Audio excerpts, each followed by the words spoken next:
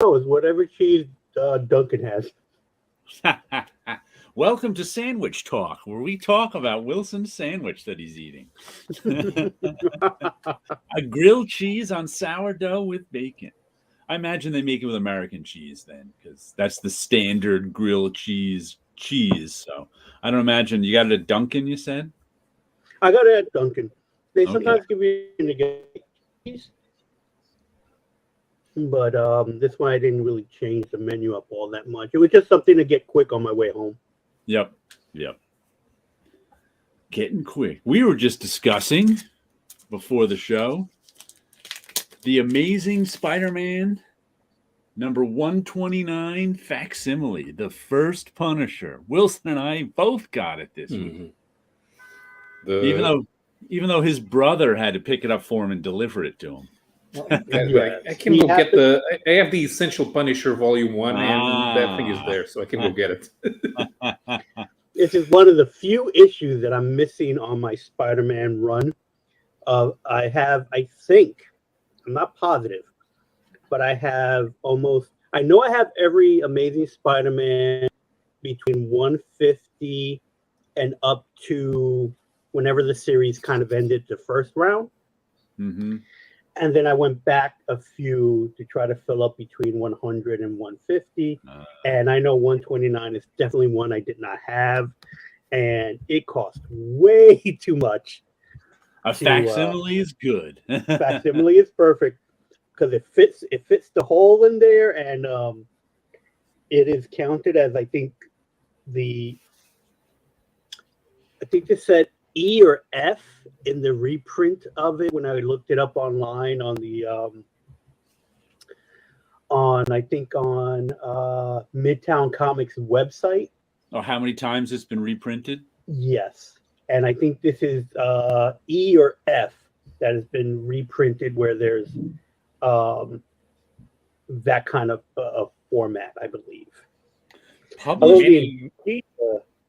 Many years ago, there was a website called Arthur Wiley's Marvel Reprint List, where a guy did very in text files, not a very comprehensive list of Marvel comics that had been reprinted. And he started doing that list in the late 90s before Marvel had trade paperbacks. So it compiled which comics had been reprinted and where, and what did the reprint titles reprint. Stuff like Marvel Double Feature. So we could go and see where Amazing Spider-Man number 129 was reprinted, but that website just disappeared off of the internet. I just noticed, I guess I haven't bought Marvel Comics much in a long time, or at least looked at the indicia, because it says published as a one-shot by Marvel Worldwide Incorporated. Yeah, Marvel Worldwide has been used for a couple of years. I didn't realize they had a different... Last I knew, they were, I think, Marvel Entertainment Incorporated. Oh, no. But we've been through a couple of iterations in between Marvel Entertainment and Marvel Worldwide. Oh, hold on. It says published as a one-shot by Marvel Worldwide Incorporated, a subsidiary of Marvel Entertainment, LLC. But that's Marvel Entertainment, LLC. That's the company that replaced Marvel Entertainment Group after Marvel Entertainment Group went bankrupt. Okay. And who is Marvel Worldwide Incorporated? Well, it replaced Marvel Characters, Inc. Right, I remember that going by. It's like technically Marvel characters are owned by another company in a weird way. Yeah, this. And it's all owned by Disney. Yep. All advertisements and offers contained inside have expired. Mm-hmm. So don't go thinking you can get 6 LPs or 5 tapes for only 99 cents. Yeah, the characters being owned by a separate company within the structure meant that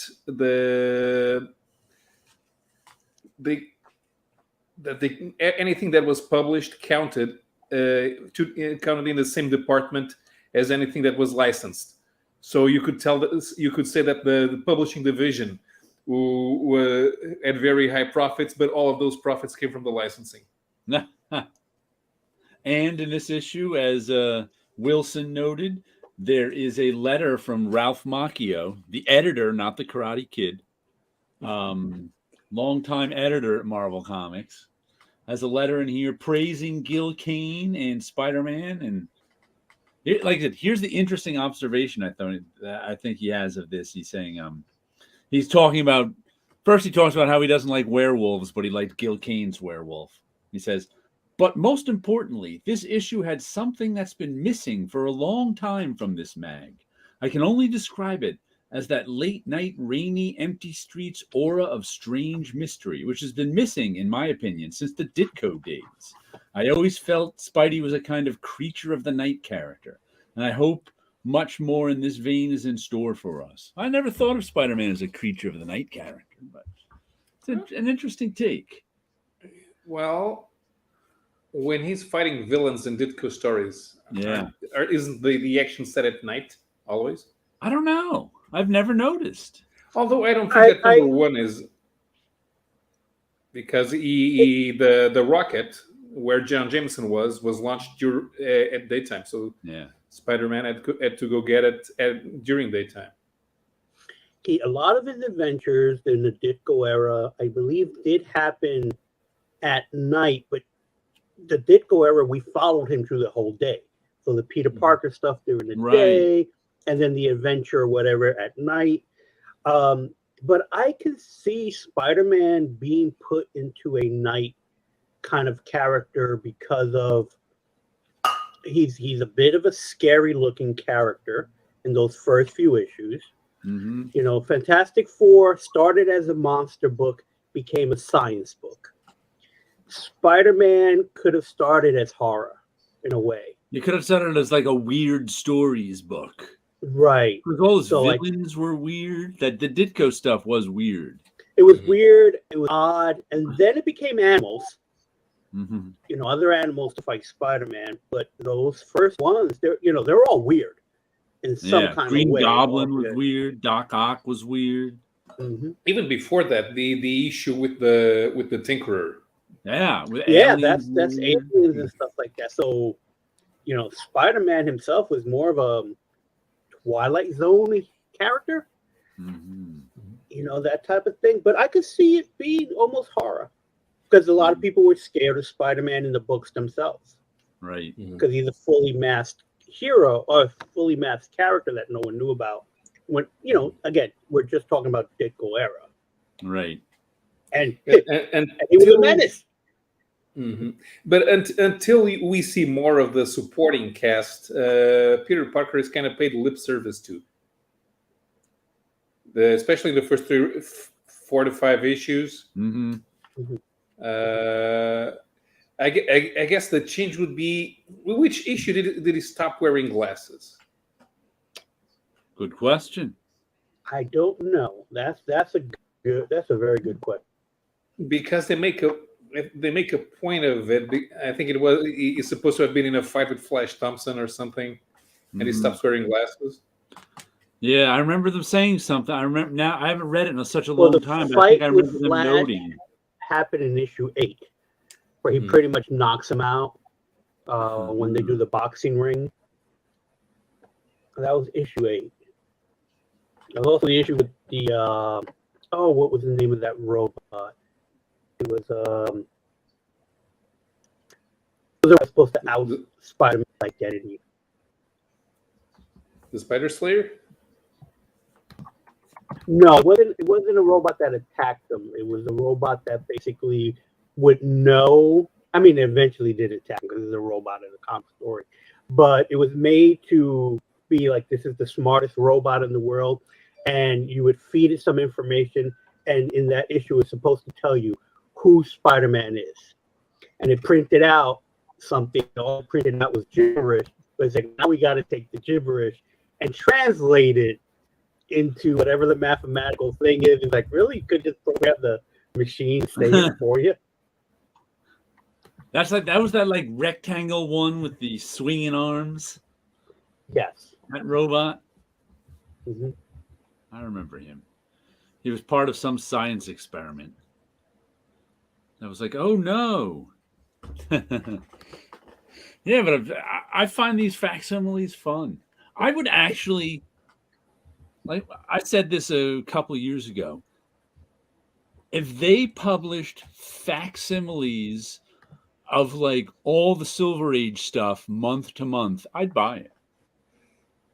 Yeah. Like, as sort of as they were coming out, you'd have to, as soon as they all caught up, you'd have to get a bunch of them out of the way first. Like, can you imagine buying like, Spider-Man 1, Fantastic Four, or whatever issues came out that month, all in the same week at the I'd buy, if they started reprinting facsimiles of Spider-Man number one a month, I'd probably buy one a month. I would find that fun to kind of read them month to month as if they were new. I would too. I don't know about the $3.99 cover price, but I pay $3.99 for a normal comic, so I'd pay $3.99. Yeah. But you're right; it would be nice if it was cheaper, but it's not gonna be. Even if it was cheaper by $1. Yeah, I think they would. But it's not gonna sell be really well. That should be $2.50, and they should advertise it as cheaper than Spawn. As we know from whatever vice president that was at Marvel, who said, we raised our prices because we didn't want to leave money on the table. That's why Marvel raised their prices. Yep. Had nothing to do with the cost of paper and ink and people drawing it. They just thought they could get more, so they did. I have another Spider-Man thing to show you. Because I've been cleaning stuff out. I shouldn't say cleaning stuff out. I've been arranging 30 years worth of artwork on paper, which is right now just in my flat file cabinets in boxes. I've been putting them in. Oh, you see, whoops, this side. I'm pointing the wrong way. Here we go. One of these black portfolio cases that's on the chair behind me. I bought a whole bunch of them, and I've been putting all the 11 by 17, 9 by 12, 8.5 by 11 pages in those, so I can actually pull them down and look at them. Because otherwise I can't. They're just in piles. They've been in piles for decades. I'm like, you know what? I actually want to be able to look at them. So I've been putting those. So I've been finding stuff, looking through stuff, finding stuff here and there. One of them was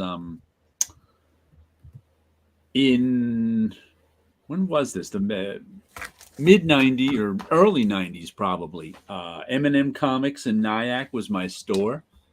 And there was this guy who, one of the guys who worked there, Greg Baz was his name, I think. B-A-A-Z. Bazat. Maybe there was another A-Z at the end. I can't remember right now. Let's see, who's here? Comic Crack is here. Hello, fellow comic book fans. And Scott Kingscoats in the house. Welcome. So one day he was... I guess this is one of the first sketch comics. Because do you remember when Marvel was putting out those hologram covers on Spider-Man? And the hologram covers, the whole cover wasn't a hologram. The hologram was like this little 4 by 5 inch rectangle or whatever size it was in the paper. And on the cover, and it was sort of glued on to the regular cover. So they just happened to have got one in the comic shop with no hologram on it. So it was just it was like Spider-Man 450 or something. Who remember whatever those hologram ones were? And so it was, and they put a border around the hologram too that was printed right on the cover. Then the hologram was pasted in the middle. So this had a white box in the middle because there was no hologram there. That had to be printed separate. So he was like, "Oh, can you?" He knew I worked at Marvel, so he's like, "Oh, can you ask John Romita to draw a little Spider-Man head right in that box?" It's like, I'll pay him whatever he wants. Ask him what he wants. I was like, "Sure, I'll ask him." So I saw John that day and I said, told him the story. Got the comic. He's like, "Sure, I'll do it, no problem." And he did it for nothing too. And he comes back later in the afternoon. He's like, I always overdo things. Like, what? He's like, here you go. And this is actually, this is a bigger size, and I colored it years later. But this is what he drew in that little box. Let me make it bigger for you. this beautiful Spider-Man drawing. Oh, it is completely beautiful. You know, and this was like in the hologram box. It was probably about, you know, a quarter this size, maybe a little bit bigger. And I like didn't want to give, and it wasn't color; it was black and white. I'll show you the. Right. I saw that. I didn't want to give it to him. I was like, "Oh, man, you give this to Greg? Oh man!" So I took a photocopy of it, which is why I have this. Right. And kept it. And then it was years later, in John Romita Marvel Visionaries, when wasn't Corey Settlemeyer was looking for stuff. I gave him the scan of it, so it's in this too. And there's the piece, my piece that I have from John Romita's Garbage down the bottom. Right. You can get a copy of it too in John Romita Visionaries. This was from one of the first sketch covers because he drew it right. He drew that right on the cover of a comic. Mm-hmm. So I just found that color one. I don't remember when it was. I just decided to color. You know, it's easy enough to color. It's right. 3 colors, 4 colors. Mm-hmm. I thought that is just such a nice drawing. It is a great drawing, and working within the restrictions of the panel itself. Yeah. You know, he makes it work. He could have made it small and just drew a whole Spider-Man, but to have Spider-Man looking like he had to crunch down to peek through a window. Yeah, that's a great again design and layout. John Cena. And all Greg asked for was his head. Mm-hmm. And it's funny because I had a similar story, but not on a piece of art, not on a cover. A buddy of mine who owned a comic book shop that I used to go into a lot of times in the village. It was called Sleep of Reason. And it's a guy named Ben. He owned the shop, and like I stopped by there the first week he opened up. Mm-hmm. And it kind of not necessarily became my home shop, but it became a shop that I would visit every few months or so. And spent hours there just talking comics with Ben and stuff like that. And I got a lot of my early Amazing Spider-Mans from him. He always gave me a good deal buying the back issues and stuff like that. And he once asked me if I can. He had a Spider-Man sketch when he was a kid of Peter Parker. Half of him is Spider-Man, the other half is Peter Parker. And it either got lost or stolen from his collection. And he asked if I can get him one. And it's like, you know, I'll ask. I can't make any promises. And so I had asked John, would he mind? And about a couple of weeks later, because, you know, John has a list of stuff to do for everybody. And he was like, sure, here you go. And it's the same type of thing. It's like, I want to keep this. John Romita art. Spider-Man's my favorite character.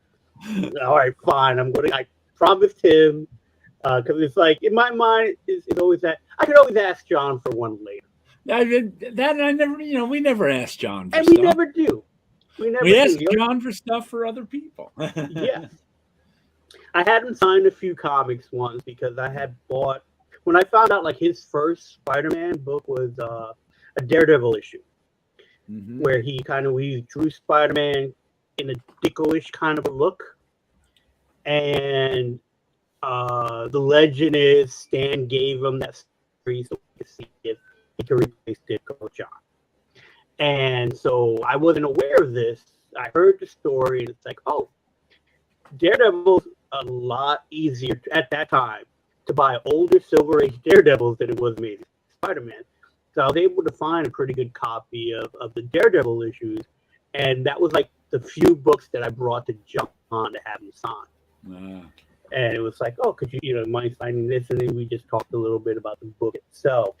But it's like, I have a handful of things that were signed by various artists. And those were like, oh, this is what I think those might have been my very first autographs. Because I didn't get any autographs before I even worked in comics.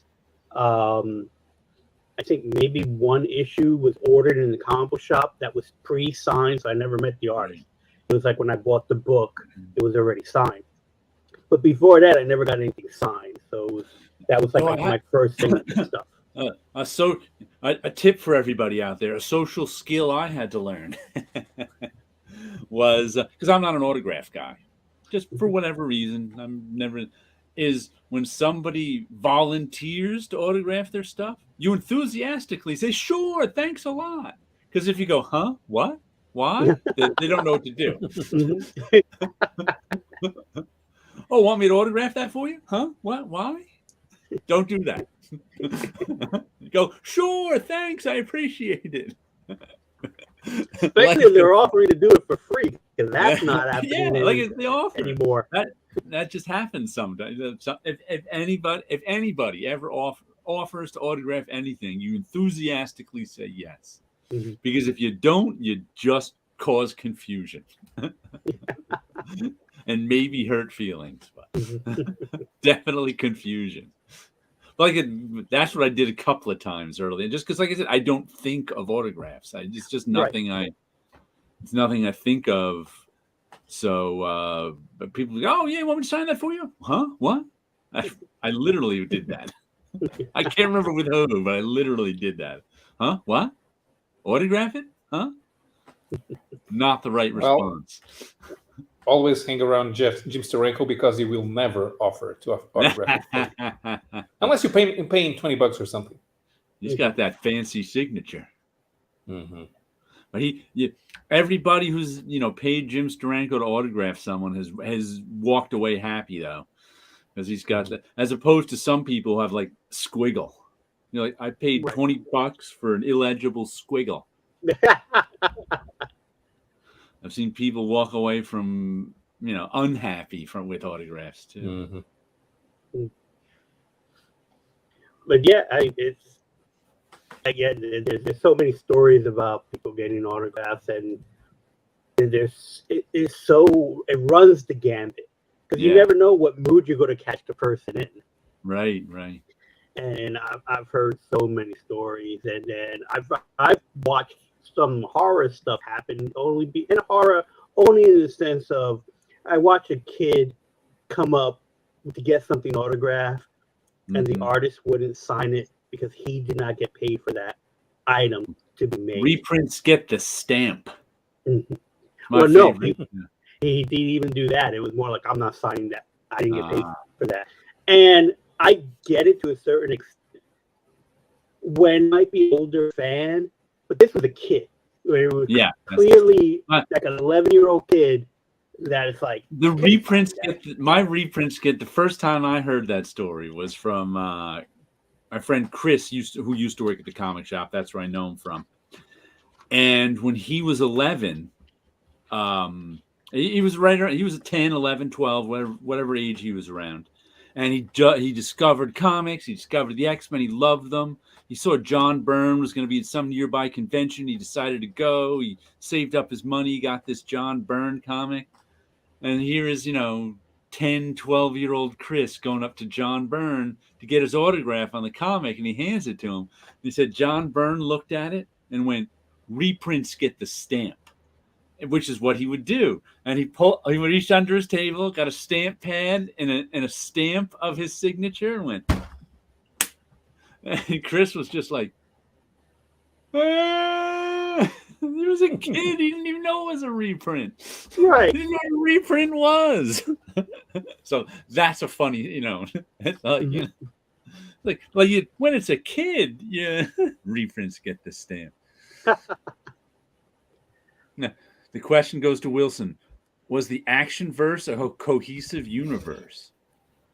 What's the action verse?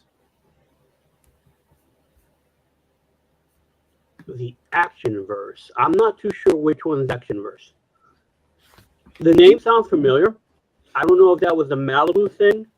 I don't know.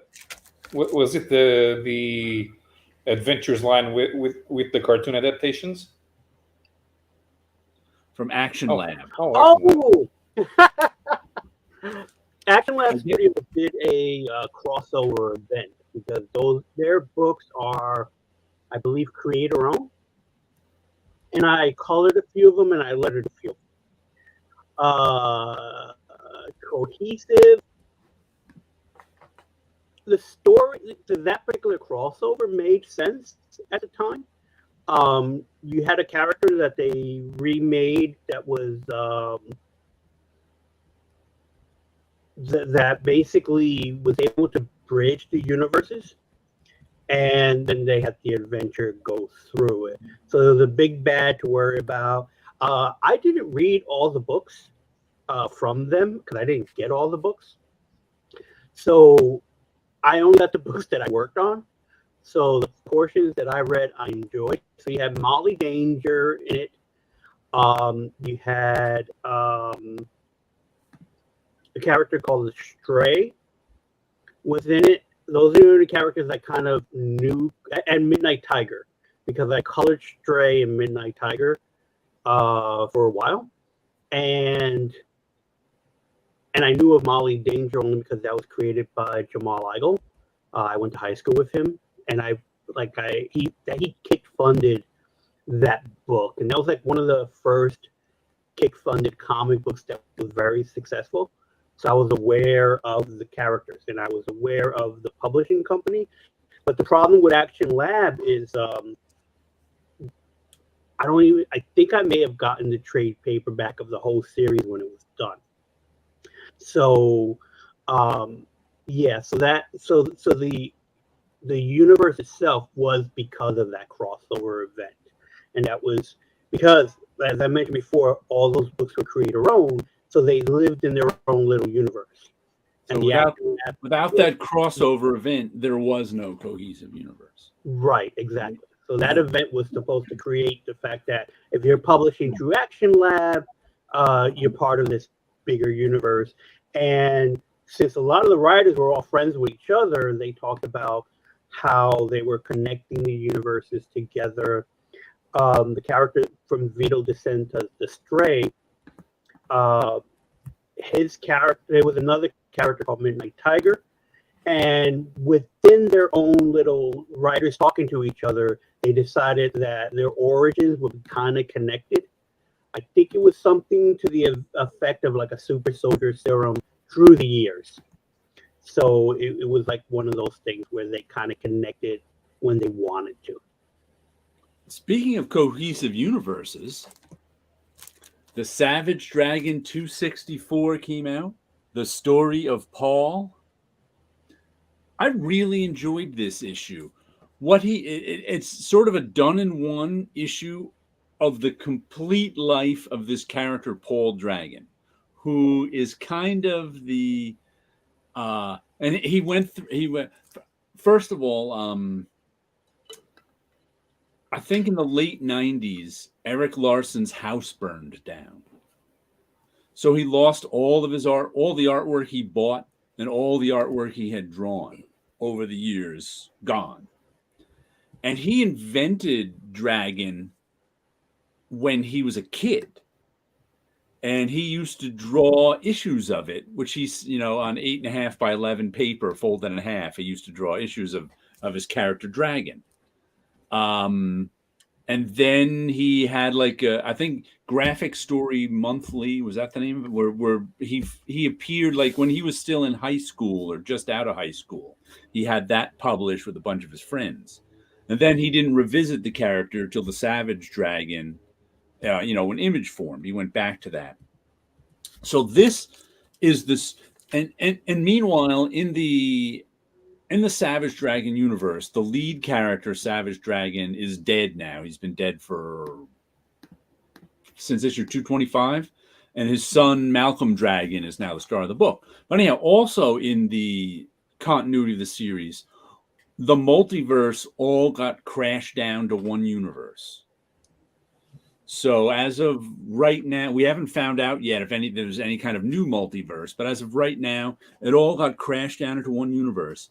And the people in that one universe had memories of their other counterparts in the multiverse.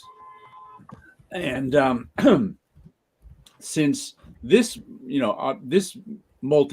universe's Savage Dragon is gone, Paul Dragon has the original Savage Dragon's memories and thinks of himself as Malcolm Dragon's father, but Malcolm Dragon doesn't think of him as that. So that's how he is in the current continuity. But this actually, he kind of recreates the continuity of his childhood comics as best as he could remember, and gives you the entire story of Paul Dragon's life in one issue. How he started out, how the things that happened to him over the years, the super teams he joined, when he at one point, because he was a guy who could transform into the dragon.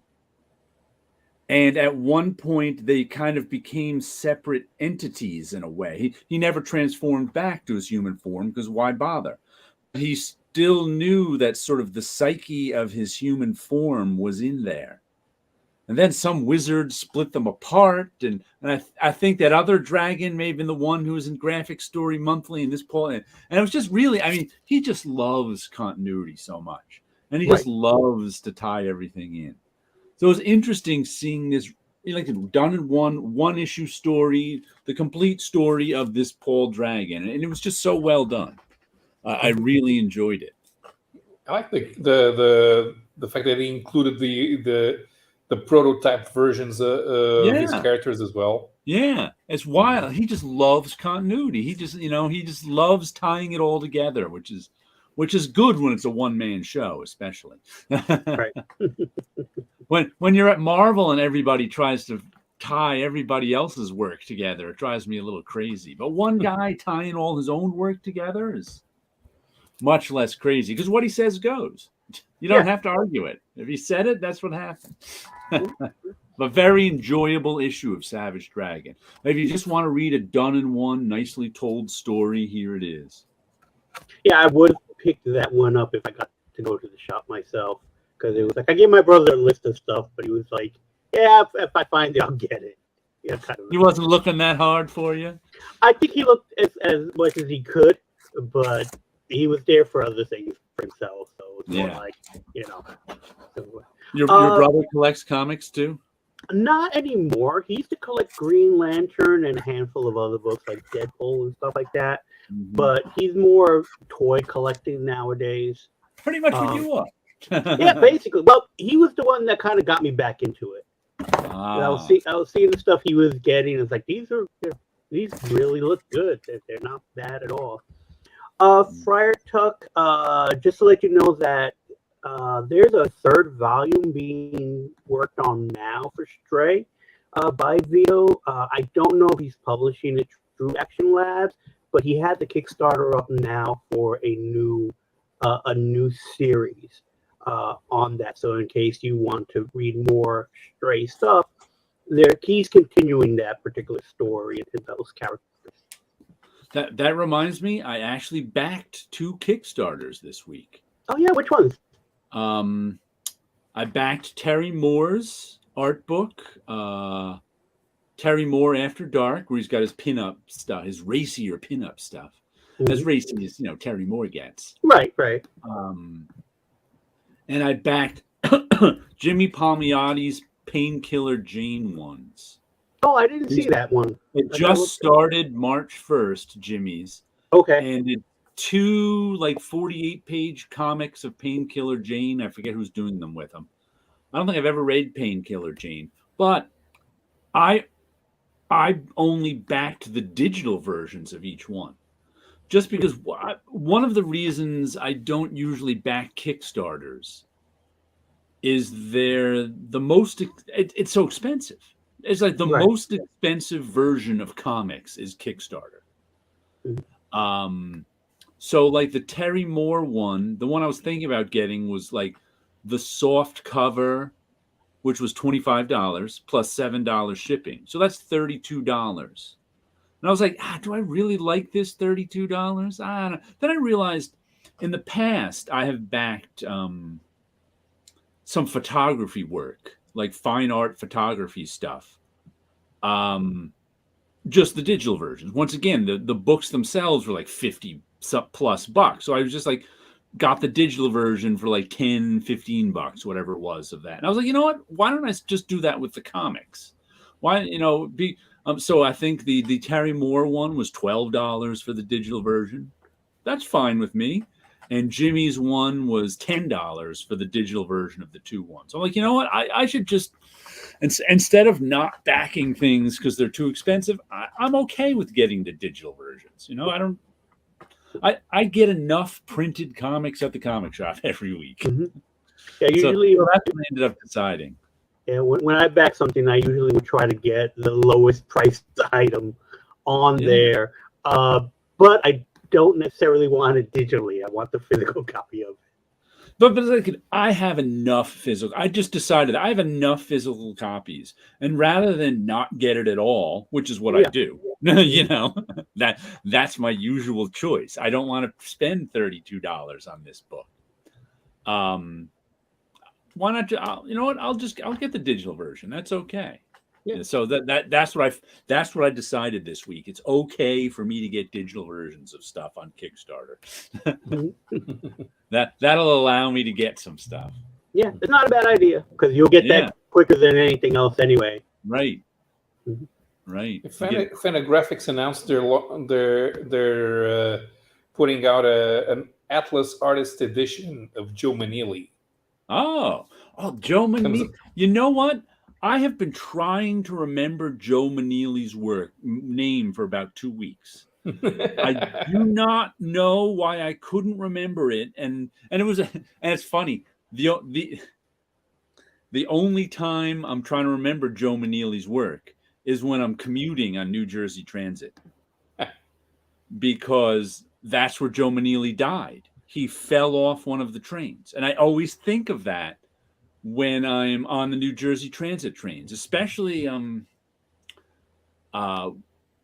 New Jersey. They're sort of like the subway, sort of same trains. And you know, you're not supposed to ride between the cars, of course. And but they have doors. For those of you who don't know the trains, they have doors between the cars which you can open and close. Sometimes in the New Jersey I don't think these are in the subway trains, but in the Jersey Transit trains, there's actually a switch where conductors can keep the doors open, which they do sometimes. Sometimes I think they're just stuck open.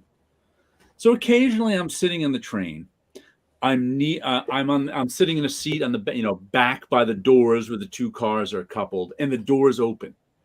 And you can just see how much swing there is between the two cars on some curves and stuff. And it's like, whoa, no wonder they don't want you to ride, because sometimes it's like 2 feet.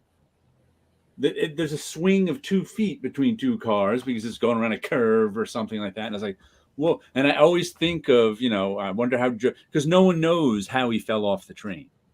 Right. They think he may have stepped outside the car to have a smoke or something like that. And they also said he had lost his glasses. So he didn't have his glasses with him either that night when he was coming home on the train. So they think that may have had something to do with it, him not being able to see well. But anyway, Joe Manili fell off the train and died. That's why he wasn't one of Stan's go-to Silver Age guys in Marvel. But I always think of that when I'm on the Jersey Transit train. For some reason, in the last 2 weeks, I couldn't remember Joe Manili's name. I was like, what is that guy? What is his name again? And I always said, oh, I'll look it up when I get home, but I didn't. So until you just said it, I was like, yeah. Yeah, it's available for pre-order now. It comes out in November. Okay. And I need to start saving up because it's $75. Woo. Wow. Yeah, those masterworks are expensive these days. Yeah, and it's not even a masterworks. It's coming out through Fantagraphics, so it's probably like those Disney volumes they put out. Yeah. I'll have to see, because I've been following a few of the production guys who do the scans and cleanup on some of that stuff on Twitter. Like one guy, the guy who did, I think they do a pretty good job. I've been, what did he do? He did the USS Stevens guy. All of a sudden, I can't remember his name. DC in the 70s. Put out the USS Stevens book, which is a really good book, by the way. It's in my shelf. Sam Glanzman. Yeah, Sam Glanzman. There it is. I think they put out a Sam Glanzman version. I think Fantagraphics may have of something.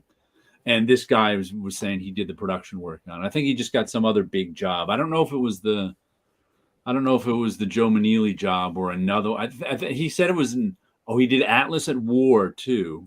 Mm-hmm. I think there was another Atlas book. Maybe it was he didn't name Joe Manili, so maybe it was another Atlas book. But I was following him, and there was one guy who scanned in and cleaned up all of Micronauts just so he could print his own hardcover versions of it for his personal collection.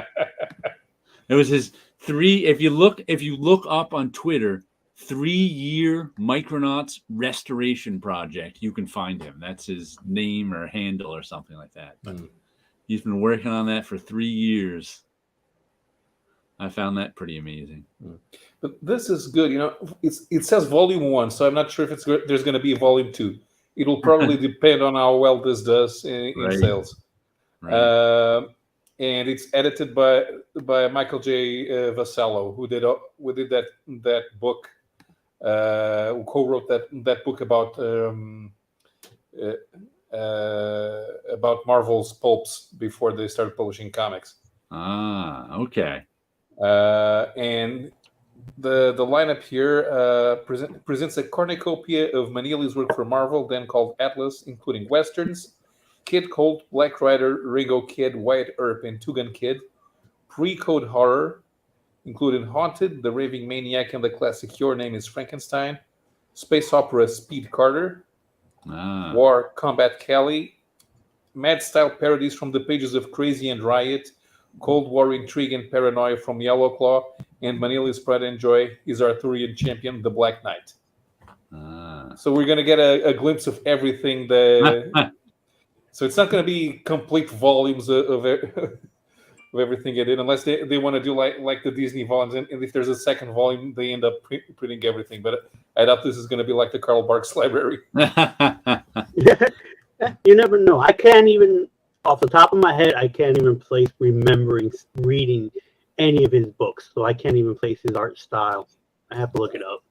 Well, he did a lot of stuff for Atlas in the 50s. Good stuff. Right. He was one of Stan. He was probably the last Stan go-to guy in the late 50s, right? Yeah. He died in 1958, which is why I think Brevoort had told me that he was Stan's favorite artist. Right. I knew him from the Western books that were reprinted in the 70s. That's where I knew Joe Manieli from. Mm-hmm. And I saw one of the Black Knight stories in the Golden Age of Marvel trade paperback. Right. And they just reprinted the Black Knight as a facsimile edition too. Black Knight #1. And I know there's a Masterworks Black Knight Yellow Claw. I have a bunch of the Atlas ones. I got Battlefield. What else is over there? I got a bunch of because like in the aughts, Marvel put out a bunch of Atlas Masterworks, and I got a bunch of them because not only because there wasn't a lot of like individual issue, that it was during the time when I was buying more collected editions of stuff, and also those Atlas ones, despite their high price, would go on sale on various Amazon sellers for pretty cheap. I was paying like $25 a hardcover for those Atlas ones because no one wanted them. So you could find them on third-party sellers on Amazon for $25 a piece. So that was cool. What else do I have? Oh, Jungle Adventures. I have Venus, Menace, the Venus. Like, I've seen the Venus stuff. Right. But it's like all that stuff no one wanted, even though Marvel was putting it out. So I was happy to get it. Now, I think it's probably higher in price now because it's long out of print. Right. It's funny, there can sometimes be a sweet spot with sort of low print run stuff that nobody wants, where it starts out at a high price, $75 for the issue, but then nobody wants it, so the price drops down to $35 an issue, and you buy it, and then 10 years later, more people start to want it, and they can't find it because it's out of print. So then the price starts rising up to like $150 an issue, or a book. It's weird like that, those collected editions. An example of it being too. I sold mine, John Carter, Warlord of Mars. The omnibus of the Marvel stuff. When the movie came out, Marvel put out an omnibus of it. those omnibuses are $125. I was looking at it because I was kind of like I was never a huge fan of that stuff, but I read a bunch of it when I was growing up.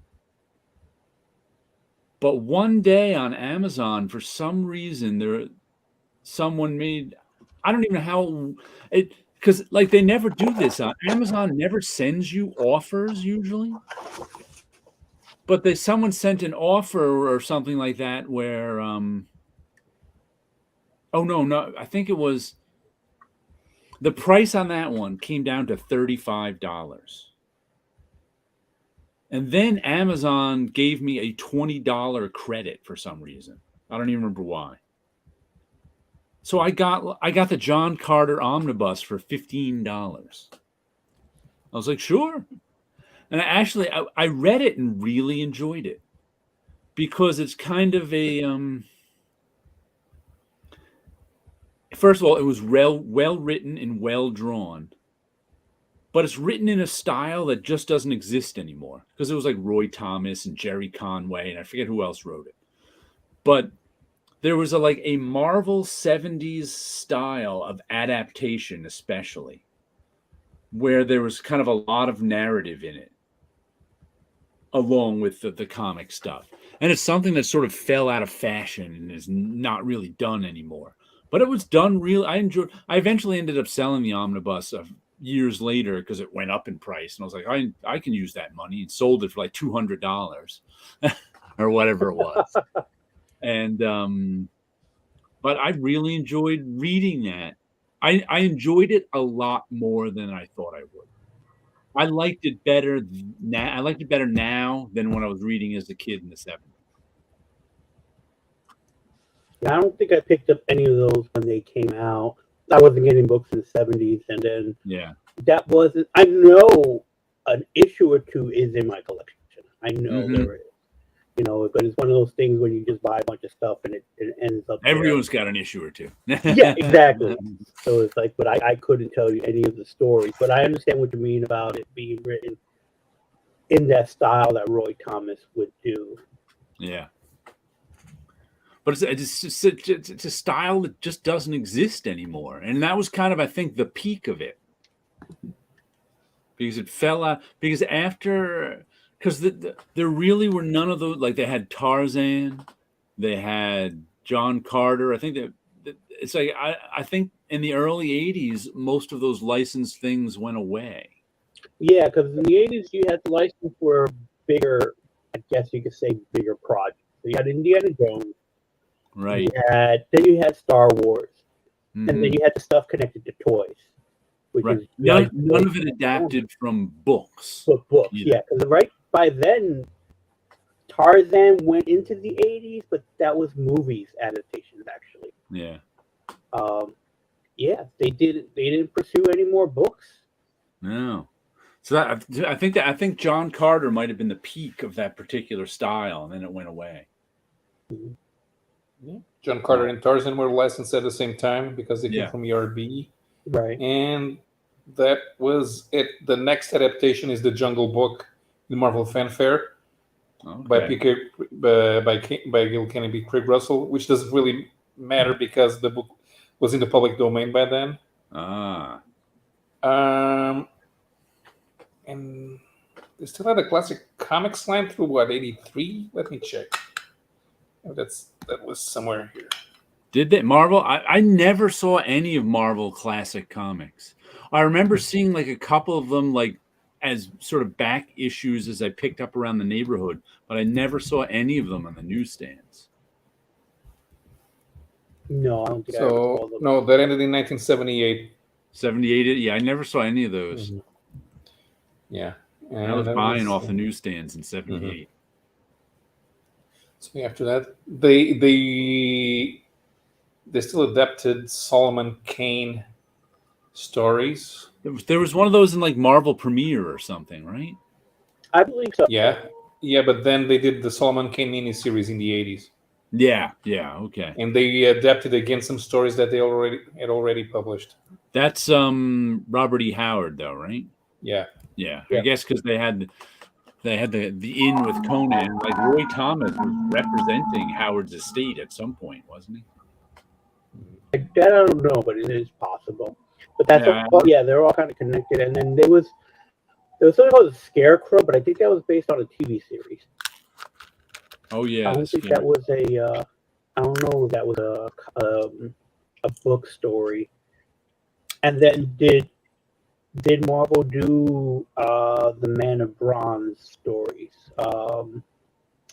Doc Savage? Doc Savage. Did Marvel do They did do Doc Savage in the 70s, right? Right. Yeah. So that was, I think, all part of the same books. And they went after the books. I've got a stray in my collection. Was curious. Thanks, man. You're right. You may seek them out now in the discount bins. The Goo and Ant-Man is an old Native American ceremony. Turd and shrooms. Got those Howard paperbacks. Mm-hmm. I've got a comic to complain about the art in now, which is this. It's one of the Aftershock one-shots that are graphic novel sized. So it's magazine size. And I picked, they're usually anywhere from 40 to 48 pages for $8. And I usually pick them up as a matter of course. This one is written by Ray Fawkes, and the artist is Andrea Fritella, who is, it says, Andrea Fritella did Borgata Gordiani. And the main problem I have with it is I found it so distracting. Let me show you a little bit the artwork. It looks completely rotoscoped. And what's crazy about it is this must be digital drawing, because it looks like it was done over photographs. And there's one single line weight for the entire book. There is absolutely zero variety in line weight. Whether something's in the foreground, the middle ground, the background, it doesn't matter. There's one line. He must have been, and it's like you can't even do that with natural media. He must have drawn this digitally and used one 12-pixel brush for the whole thing. Because it was driving me to distraction. And it's not even that the drawing is, when people say, like, let's take Greg Horn, for example. When people say something like, oh, Greg Horn just traces photographs, they're not being literal. Because Greg Horn's, paintings don't actually look like tracing. The difference between, he's actually using, digital painting techniques to make it. What they mean when they say he just traces photographs is this thing, he didn't transform the photograph in any way. This thing looks like the photo. He didn't change, people want to see, like if Alex Ross, if you see his reference photographs, the finished piece is different. He's transformed the photograph into his finished piece. When people say Greg Horn just traces photographs, what they mean is they don't think Greg Horn transformed that photograph enough in general. This guy looked like he was literally tracing. Because the difference between tracing and drawing is drawing is full of technique. When you're finding an edge, your scratchy lines here and there, one line. When you're tracing, you're just trying to find an edge. You've got no line weight to it. You're just kind of finding the edge of something and then going over here and finding the edge, and then going over here and finding the edge, and then going over here and finding the edge. And your line may be a little wobbly. Your line may be have no weight to it. As if you were drawing if your line was wobbly, you'd smooth it out. None of that's going on here. It's just, I found it utterly and completely distracting that there was no line weight in this entire book. It was just like, and also one of the ways you can tell somebody is working from photographs too literally is the expressions are photographic rather than naturalistic. It's like people move in photographs different than they when you're drawing an expression, there's certain ways to do it where you exaggerate. You can go watch a Terry Moore video on how to draw expressions. He can show you exactly how to do it. These expressions are all traced from photographs. Like, there's one right there, these two characters up here. He's not kind of simple. He's just finding the edges of things. And he's finding the edges of the expression. I mean, he's not untalented. It's just, I didn't like the way he may have had drawing underneath this too, but the way he finished it with just one single line weight through the entire, I imagine he also, he had to have, like sometimes when you're working from photographs in real life, all your panels will be different sizes, and then you get them together digitally. In order to make everything one single line weight, he had to take his photographs, like put them in the template of his page, and then draw right over that photograph. Otherwise, the line weights might vary. If he drew this one at 8x10 and this one at 4x5, and then put them together digitally, he didn't even do that. So it was just like, it is just crazy to me how he thought this was a good idea, how he chose this style. Because even when you look at sort of the no line weight artists in the school of Frank Quitely, if you actually look at Frank, or Scott Collins, another no line weight artist, since they're using natural media, pencils and pens, there's actually a little line weight to them. There may not be as much line weight as an inker would give a line. But there is actually, because you can't use an ink pen with the exact same pressure for the entire book. Doesn't work like, ink pens don't work like that. Neither do pencils. Your pencil gets a little duller. The line gets a little thicker. So if you actually look at a lot of the no line weight guys, there is variation in their line weight. It's just minimal. There's no variation here. It's just crazy how distracting it was for me too. I just couldn't get into whatever this crazy story was, because the artwork was just like, oof. Because at least like when I first looked at it, I compared it to the Luna brothers, who also have a no line weight style, but they don't draw over photographs. You can tell they're no line weight drawings, which I don't necessarily like either, but you can at least tell they're drawings. This one was just like, oof. So I think this artist is talented. I question his technique. So did you get to finish the story, or was it too distracting? Oh, no, I finished it. I distracted the whole time. The story wasn't particular. The story was kind of, I don't quite know what the ending was.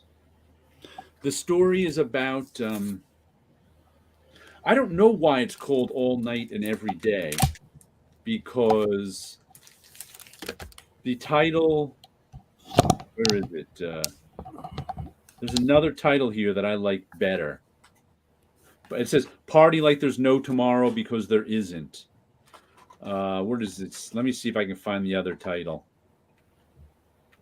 She says, welcome to... Yeah, you're in the Banquet Hideous. I think if they named it the Banquet Hideous, it would be better. Because what it is, it's the story of, you barely get to know her in the very beginning.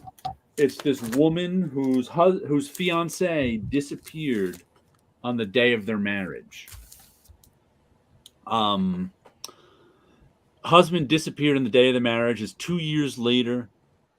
she's been, checking. She doesn't know where he went. Nobody knows where he went. The cops aren't even looking for him anymore. So her friends are like, "Come out to this party. You got to get out of the house." She comes out to this party. She opens a door. She walks through. She thinks she's at this party, but she's really at the Banquet Hideous, which it's a horror tale. So it's this never-ending party that no one can get out of. So there've been people there since like 1977. This one was there. What year is it? They've been there and they're all just trapped there. All these people, and some of them have just gone nuts, and they're just at this Banquet Hideous having a party, and they're constantly eating and drinking, even though they're never get eating and drinking isn't part of sustaining their life. They have to eat and drink there because they're constantly compelled to. And so she's trying to figure out what happens. You find out she's at this Banquet Hideous. And eventually she finds out that her fiance has been trapped in there for 2 years. And there's some indication that this Banquet Hideous is somehow sentient and controlling things and keeping it isn't just a curse or something that's on its running on its own.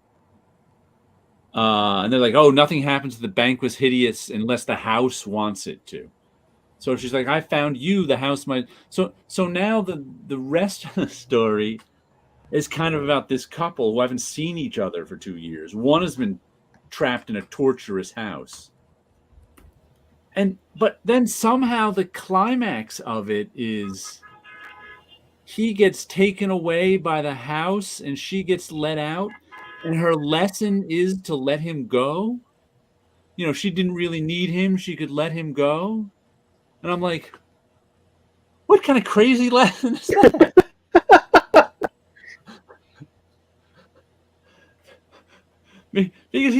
Because he wasn't good enough for her. But there was some indication that he had a girlfriend at one time, and the bank was hideous. It's like he's been trapped there. He's been trapped in this torture house for 2 years. He's supposed to what? Stay true to her somehow? It's like there've been people there for 40 years, and somehow, since he wasn't true to her in this torture house, she got let go to learn the lesson that she can let him go. And I'm like, what? So she goes on with her life, not worrying about her missing fiance anymore, and he gets tortured for the eternity? What? What did he do? And they never quite explained what he did, or why he deserves to be tortured for eternity, or what this house was. It was kind of like, unless I missed that stuff because I was completely distracted by the lack of inking. The storytelling was distracting me. To me, that sounds more like a premise of a television show, and this was like the pilot episode or the pitch book. Here's their pitching, and it's like it'll be all sorted out when the the TV show comes out, but we'll never get it because a show like that will end early. I imagine a lot of these are pitches for TV shows and movies because they're done in ones. Why not? Yeah. They're not continuing ones, so I can imagine that they're like, "Oh, here's our pitch for a TV show," because they're one of these multimedia corporations that are trying to make things into TV shows or movies. So I'm pretty sure that's why these exist, because they don't exist because comic fans love one-shots.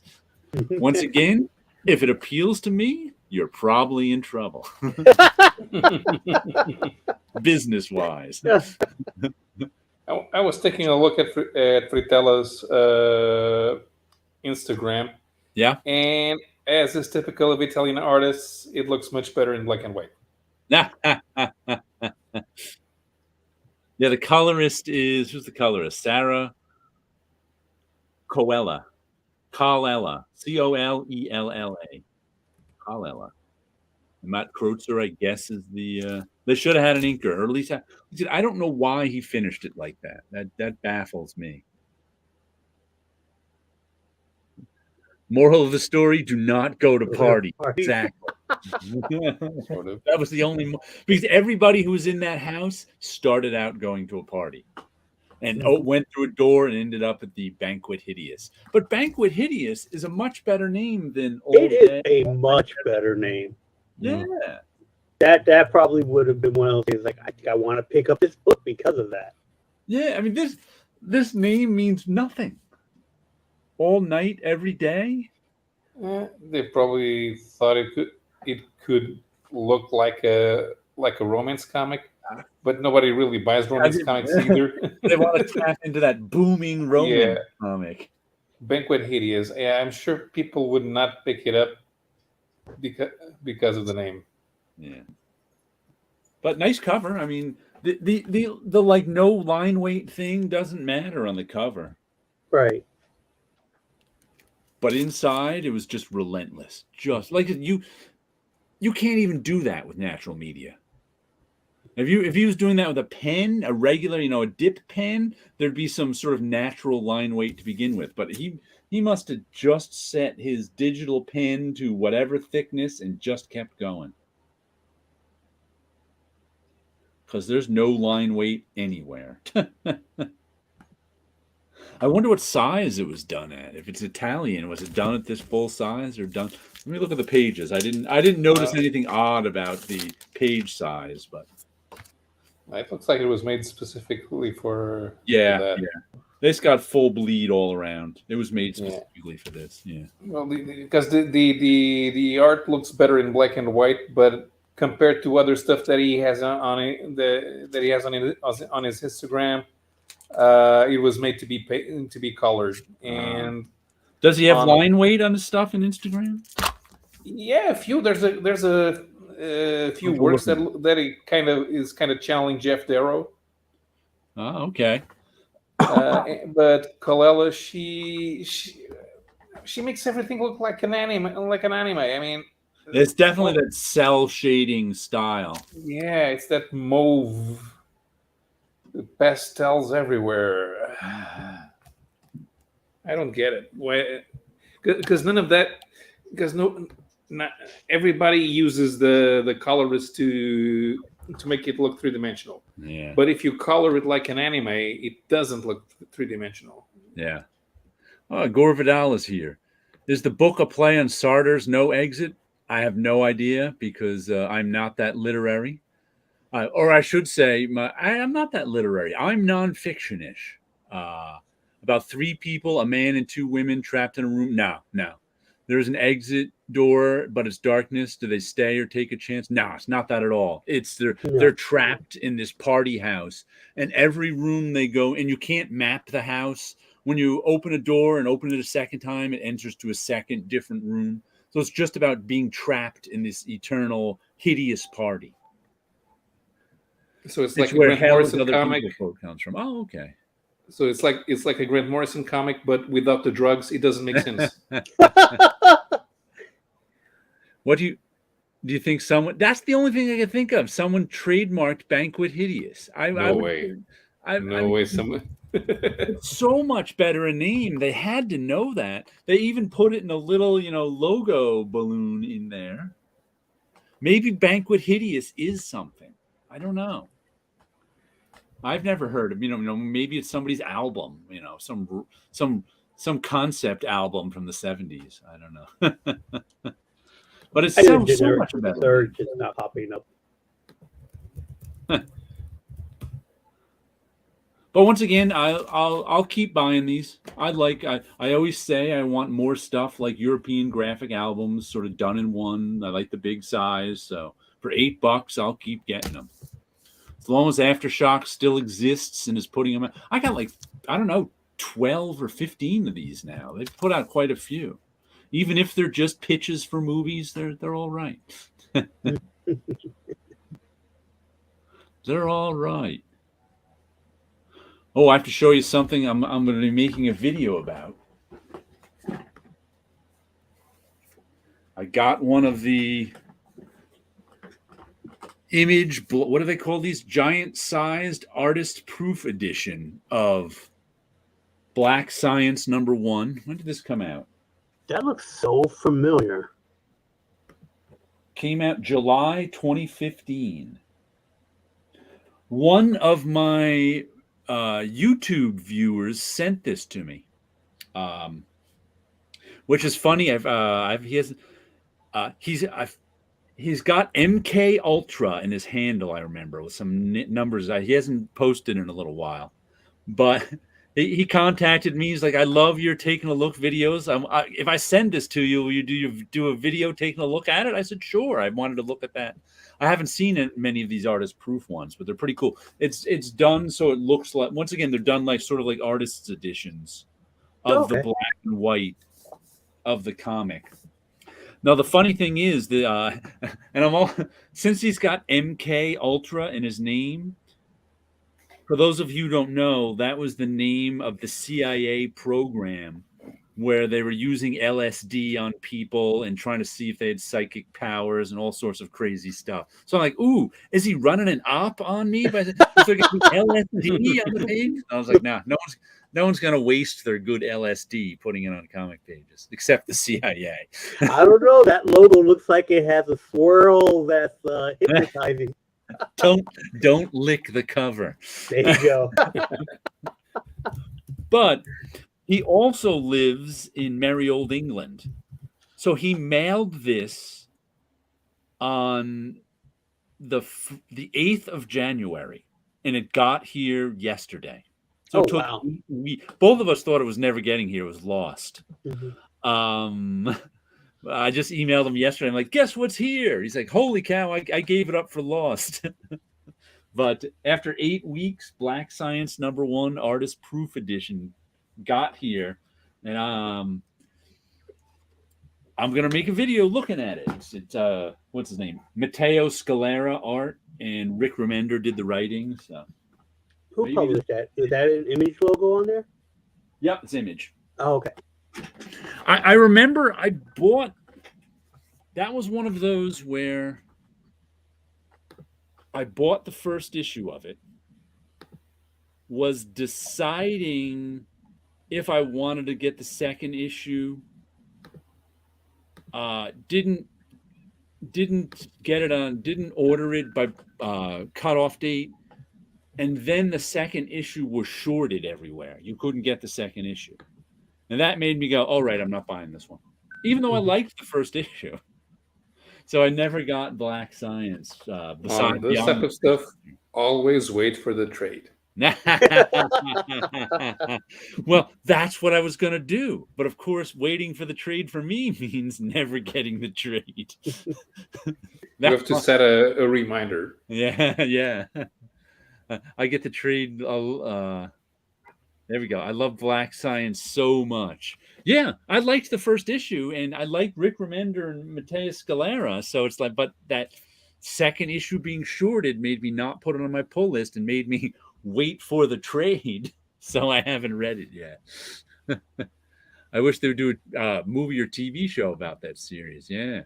Black Science was such an interesting. Now I'm gonna have to get the trade. Everyone, I highly recommend. Like I said, I liked the first issue. It almost made it on my pull list, but that second issue got shorted, and I came in late to the series and got a bunch on TPB. That's what I'm gonna have to do.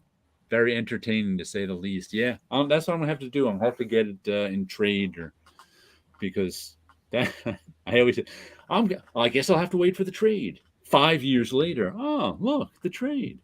I'll get it. And have either of you seen any Black Science? I'm almost positive I saw that first issue on the stands at that time period, because I remember the logo, right? And it was like, that looks interesting, but I don't believe I ever picked it up. Yeah, it was. I remember the first issue being hot too, which led to the second issue. Not only being, I think it was short printed. I'm not 100% sure. I don't really remember what the exact, but there was problems getting the second issue into the comic shops. That I remember. It wasn't just my shop that was shorted. It was like a whole bunch of, it was like all the shops on the East Coast were shorted or something like that. Oh, wow. Okay. It was something big like that messed up the second issue. but I can't remember what it is now because that was 2015. But that was the reason I ended up not getting it. So now I jump right,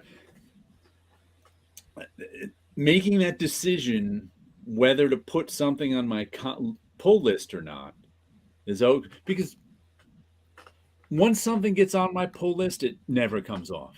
I just read it until it ends. I read it. If it keeps going, I keep reading it. So that's why I'm always like, do I want to put it on? And that's why sometimes I'll order individual issues, like up to issue 3, which I don't think I was doing then as much, which is also another reason why. So now it's like, I kind of like the first issue. I'm like, okay, I'll order just the second. And I'll get the second and go, don't want it on my pull list. Do want it on my pull list. Or maybe one more issue and I'll order 3. And usually by the time the third one comes around, I'll go yes or no. Mm-hmm. Yeah, I'm still fighting back and forth on what is it that I want to collect. What is it I'm going to try to make at least monthly. The other books that I got at the shop, Amazing Spider-Man, which is the one that I wanted to kind of keep going. Although this is the issue people have been complaining about. I haven't read it yet, but people have been complaining about this issue mainly because of how Peter is reacting to Mary Jane. Or not reacting, talking about Mary Jane. What is his relationship with her? And everyone keeps pointing out this panel with him and the black cat. Hold on, let me see. So this panel with him and the black cat, and what is his relationship to Mary Jane? And he's known her all his life, so is it unclear? Does Spider-Man not have a girlfriend? What is going on in Spider-Man's life? That I do not know. He does kiss Black Cat here.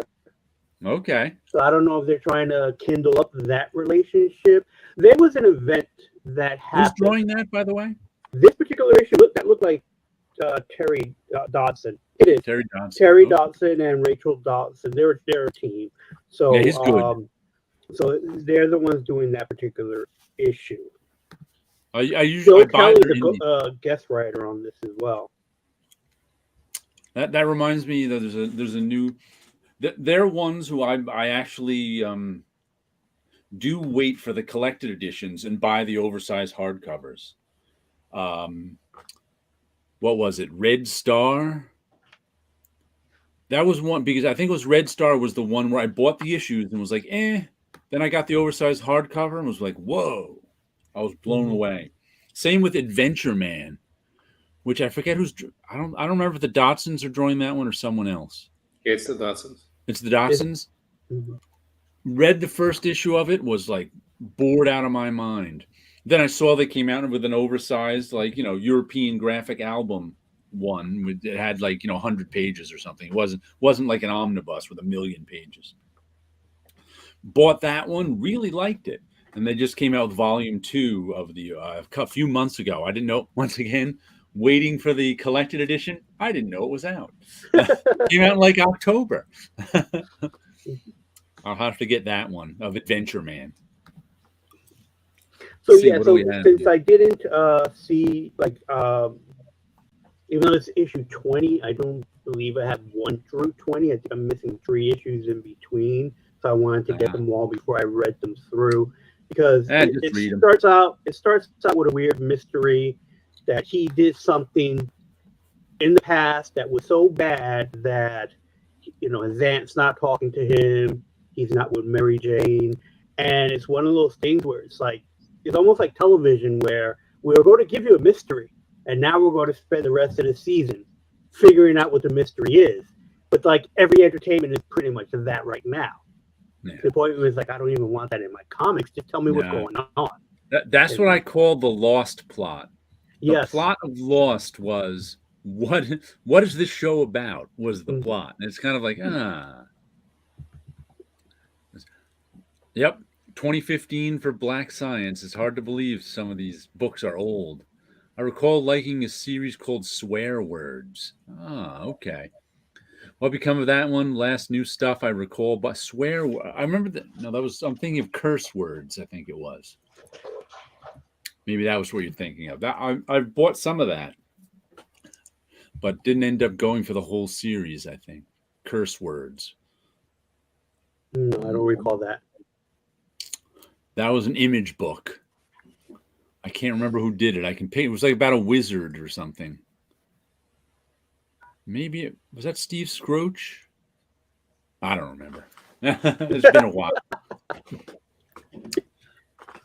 Yes, some books reach bit like time after time before time. That book I've been buying. I think it's up to issue 20 now, and I was like, "Well, oh, here's one. Radiant Black is up to issue 22. That's a big number for an indie." Yeah, and still going.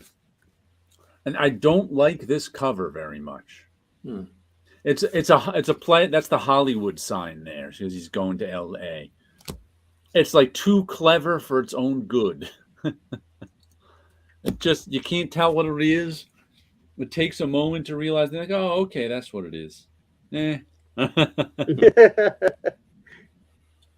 But one of the lead character who started off issue 1 coming back home to whatever town they live in from Hollywood, where he was trying to be a writer, and he's kind of a failed writer. He had a good first book, but then his career stalled and he hasn't been able to write his second book.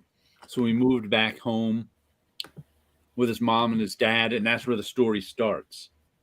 In this issue, some of his friends in Hollywood are like, oh, they want to turn your story into something. Why don't you come out? And so he has to go back, and it's like you find out a little of his backstory, where his roommate kind of took credit for something he wrote, and got his roommate got his own career started with it. And so he's been resentful for his roommate the whole time. And now his roommate's dating his ex-girlfriend too back in LA. So he's got to go out there and meet with them both. And they both want to, they're trying to hook him up with this new writing gig. And he's kind of like, I don't know if I want to go through this again. Why'd you come to this party? Yeah, why don't you go to this party? It's called the Banquet Hideous. But it reminded me too of, it's always funny when I see stories like this about like a Hollywood writer or something getting this big in, and they're just like, I don't care about this big in. And I'm always like, wow, it amazes me how many stories there are about somebody going to Hollywood, getting this big in, and like, forget, I don't care about you and your big in. And then I recently read a quote, I forget who it was by, where they were talking about getting things done. And some person said he likes working in comics because when comic book deals are about 80%, let me get these numbers right. So comic book deals, there's about 80% chance it's going to happen. Hollywood deals, there's about a 10% chance it's going to happen. So that's why there's all these stories about writers not caring about these supposed big deals that are going to happen, is because they so often just don't. So I was like, oh, that story makes a lot more sense when you know that, because otherwise I'm like, dude, take the big deal. Right. Curse words. Yeah, okay, that was the one you were thinking of. Yeah, that was a while ago now. Sleepy Reader bought that one, I think. I remember me deciding whether to buy it, and I didn't, and watching his reviews of it. He thought it was okay. And speaking of reviews, one of my friends on TikTok had recommended Superman issue number 1. So I picked it up. I haven't read it yet. Let's see that cover. All right. Maybe. Dawn of Superman. The Man of Steel back in it. Now, which Superman? How many Supermans do they have now at DC? This one, I believe, is the original Kal-El Superman. Now, the because didn't they have like the pre-New 52 Married to Lois Superman? They had like the New 52 Superman. They had the who's the kid Superman who I think turned out to be gay or pansexual or something. So he has a son named Jonathan Kent. And He who's became that? Superman for a while because Superman himself had to go into space. Which has some sort of Superman's mission son away. is he? Which Superman's son I is think he? he's. You know what? He's the Unfortunately, I don't know because I He's the did pre not New read. 52. His pre-New 52 Superman's son. Yeah. Okay. With Lois? Yeah. Okay. And then there's New 52 Superman who had no red trunks on, right? Mm-hmm. And he's the main Superman. He's been the main Superman since New 52, right? Not anymore. He's not anymore. Who's the main Superman now? Do we know? I don't know. The Justice League is dead and not dead at the same time. So I haven't read this issue, JLA. but according to the Stanley Presents thing on the top, yep. Even though it doesn't say Stanley Presents, it is the Superman that we know, the last son of a dying world, grew up in Kansas, and he's now a reporter for a major metropolitan newspaper, Superman. So far as I'm aware of, this is a take on the regular everyday Superman that we're aware of. This has a classic lineup of Lois, Perry, Jimmy, although Lois is the editor in chief, and he has red trunks. Let's get a picture. You would he has red trunks. Would be so he has the red trunks. No way. Red underwear is my favorite, and I'm not gay. I think his I'm gonna defend his red trunks, but I look wear that mine. He should have because the red trunks breaks up the blue. He kisses Lois in here, so he's either dating or married to her. And from what I understand, he controls LexCorp.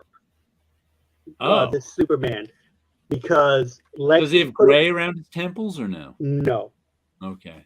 He does not. No, not that I can see here. I haven't read the story yet. I do know from a few little from the review that he put Lex away, and for some reason Lex left him the company. So now he has to deal with the company. Something happened to Perry. I do not know, but now Lois is the editor-in-chief of. So your Perry White action figure is useless. Completely useless. But Jimmy's there, and I do not know what else is going on. But what is funny is when he goes to visit the new, no longer LexCorp, SuperCorp. There's the famous airplane that Superman has. I don't see the hands on it. Hold on, let me get your solo for a second. Oh, the with the fists in the front. Yeah. The super plane. Without the fist, what good is it? If his plane can't punch you, what good is it? I'm going to guess that the fists are away until he needs to use them. That's what I'm going to assume that's going on. Oh, it's a double red shorts, cover. Flamboyant choice. I guess I am flamboyant. What is that? I didn't realize it was a double cover. Oh, let's see. Front and back. Is that Lex in prison That's orange? Lex in his prison gear.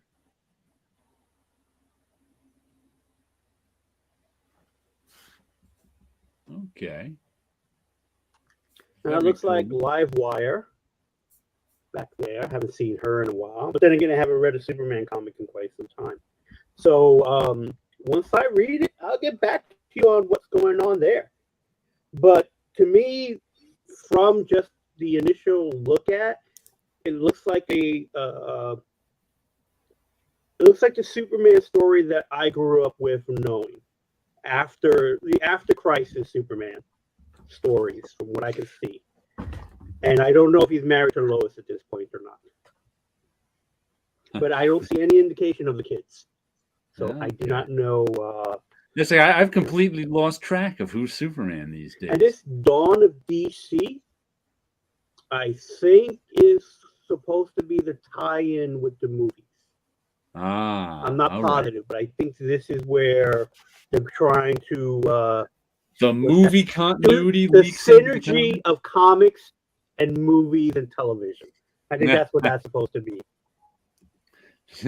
Red shorts, flamboyant choice. I have to tell you, the one of my students this week said to me, "Look, I put on my Jared outfit this week. I just threw on a bunch of layers of color." I was like, "I want to go with color." I was like, "All right."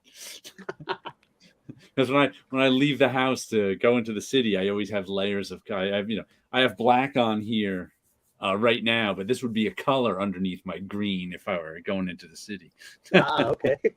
I wear my colors to work. Has anyone else checked out Jeff Lanire's new book that came out, Phantom Road #1? Thoughts on it if you read him? Well, look what I have. My last comic left here. Phantom Road #1 with this terrible cover. First of all,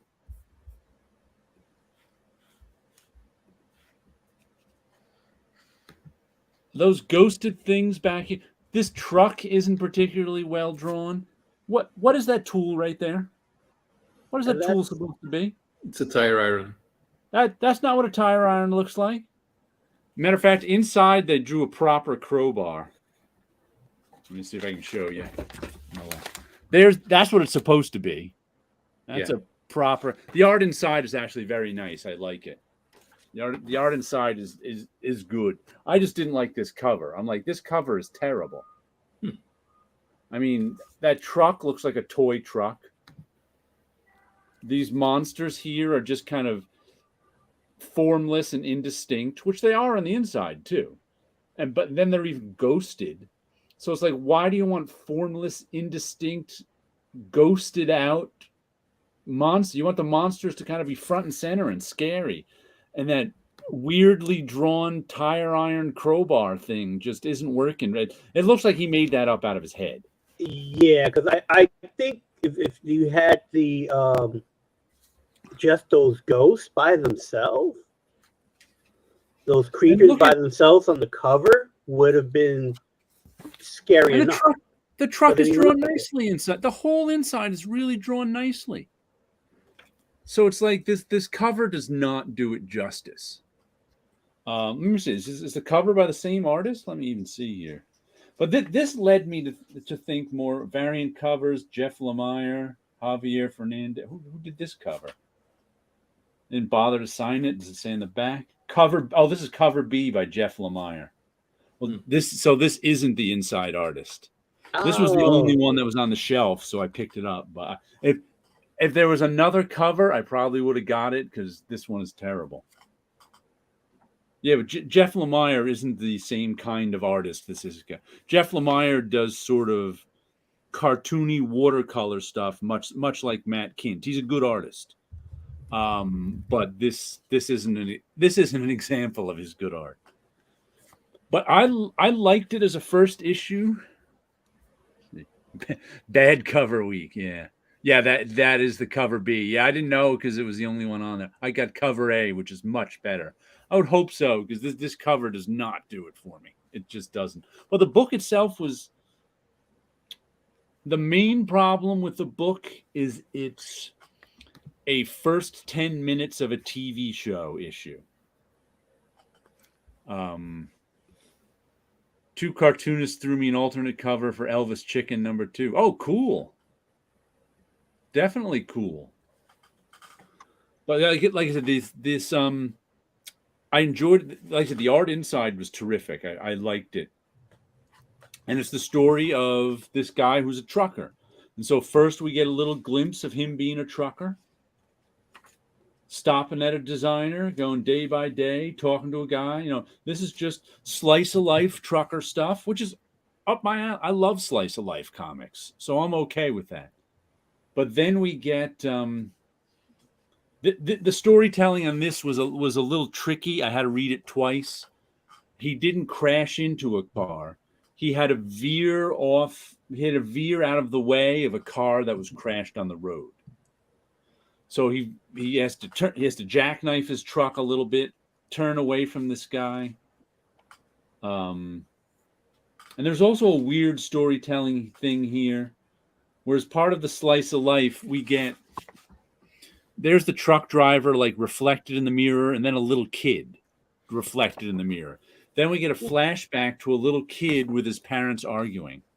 The problem here is I don't know if our main character is the little kid whose father was a truck driver, or his little kid, and he's the father who's a truck driver who's arguing with his wife and going out another route. So I don't know what this scene was. It's either establishing his backstory as a kid, a flashback to his childhood, or establishing his backstory as a parent. And a flashback to I think you're supposed to figure it out by issue number 8 only. Yeah, exactly. It was like, I'm not sure. In typical Jeff Lemire fashion. Yeah. And then we get there's a woman who survived the crash. She's sitting there going, oh my God, they're coming, or something like that. They're oh God, I saw us, I saw her. He's like, do you see it too? And he sees this strange thing in the road, whatever it is. Whatever that thing is, we don't know. And he touches it in Bazap. They go into some desolate alternate universe where these monsters are. And it ends with the two of them running from the monsters. They're not particularly formidable monsters, but there's a bunch of them. And it ends with the reason that, Tire Iron / Crowbar is there is because he has to like bash all the monsters with the crowbar. So it ends with him and the girl having survived. Okay. But we still don't know where they were, what those monsters were, how they get back.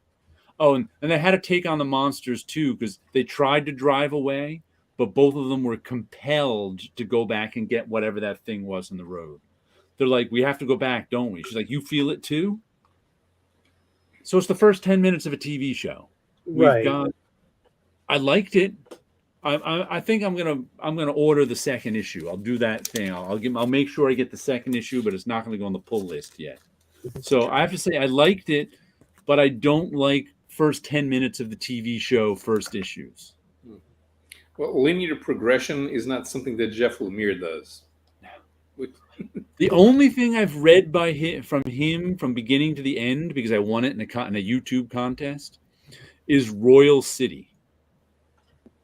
Mm-hmm. And by the end of Royal City, he completely abandoned all his story plots of the beginning of Royal City. It was about 10 issues long, I think, 10 or 12. And it started out as one thing and ended up as something. It's like he completely forgot about his comic in the middle and turned it into some other comic. So I was like, But I liked the art on this one, so. On Facebook, I sent you the cover. I found it. And the regular cover looks a lot better. Let's see. Oh, yeah. Let's see if I can open that in something. Oh, yeah. This is by the regular artist. Oh, and he draws a more... Well, that's not quite the same thing he drew in... Let's see. StreamYard. There we go. Let me see if I can share the screen. Present. Share screen. I can't do it yet because I never... I'd have to quit. I guess I've never shared the screen yet in this new computer, which I got a month ago, because I have to give it permission. So we'll have to, but yeah, it's a better cover. I have to quit out of StreamYard and give it permission and give Google Chrome permission, but I'll do that later. Wait, why are you using Google Chrome? Because that's usually what I use. I know you've said nobody should use Google Chrome. It's the worst idea ever. Google Chrome's okay. No, it's Firefox. It's always Firefox. I've used Firefox. It ate up too much of my processor. Google Chrome, I'll have to check now. But yeah, Firefox ate up too much of my processor. I use it sometimes, but not a lot. Firefox is better if you need to. It's better for internet security, and it's also better if you want to share stuff without having to well, ask no, for that permission. has nothing. It has nothing to do with sharing stuff. Has nothing to do with the browser. It has to do with the Mac operating system. Nowadays, if you want to share stuff, you have to tell the Mac operating system that Chrome is allowed to take over and share stuff. Otherwise, it won't let it. And since I got this new computer a month ago, I guess I haven't shared anything. So, and you have to quit out of Google Chrome in order to give it permission to share stuff. So, which I had done, in 2020 with my old one, but so that's a Mac security thing. Has nothing to do with the other stuff. But yeah, like I said, good first issue, but still only the first 10 minutes of a TV show, so we'll have to see how it goes. And once again, it's got the Lost plot. The plot of this comic is what's going on in this comic. There's a mystery, and we're going to have to, go through 5 seasons to tell you what it is. And before we do, we're going to cancel the series. There's a mystery, but we're not even going to. But it's a mystery what the mystery is. Mm-hmm. But I'm so used to that going back for years, because it's like I always joke around and talk about cartoon series. You never get an end to any of the cartoon series. Oh no! Because eventually it gets canceled. So yeah. As far as I'm aware of, things like Land of the Lost, they're still lost. They never made it home. We never find out. Journey to the Center of the Earth. That was a cartoon series. They're still down there because we never got an ending to that. I run the one comic series I wish I had an ending to was Cross Gen's Negation War, which the company went out of business like 3 issues before they ended the story. I was like, But so Marvel is actually putting out a couple of omnibuses of the cross-gen stuff. Really? Because they've been sitting on that cross-gen stuff for decades now. Yeah, since Disney bought them. What year was that? 2008? Something like that. Yeah. I guess it must be because their lawyers demanded it. They're putting out an omnibus of which ones? I think Sigil. Okay. And I can't remember the other. Oh, maybe Meridian. No, it wasn't. They're putting out 2. But I was like, you can get the original issues for half the price that omnibus is going to cost. and I've always kind of wanted to complete my because I didn't buy all the cross-gen stuff. I didn't buy any of Sigil. I don't have Sigil. I don't have Mystic. And I don't have, what was the one that was about Atlantis? I can't remember. But there's like 3 or 4 like long series I don't have. But they're dollar books. Yeah. In general. And I've never been in any hurry to get them because I'd just be getting them just to get them. They're the ones I passed over in 2003. Do I really, really need them in 2023? And I think I have scans of them all too. The first, that was another one I didn't get. I got like 1 or 2 books, and that was it. I was just collecting the one Jimmy Chung was on. That one was good, yeah.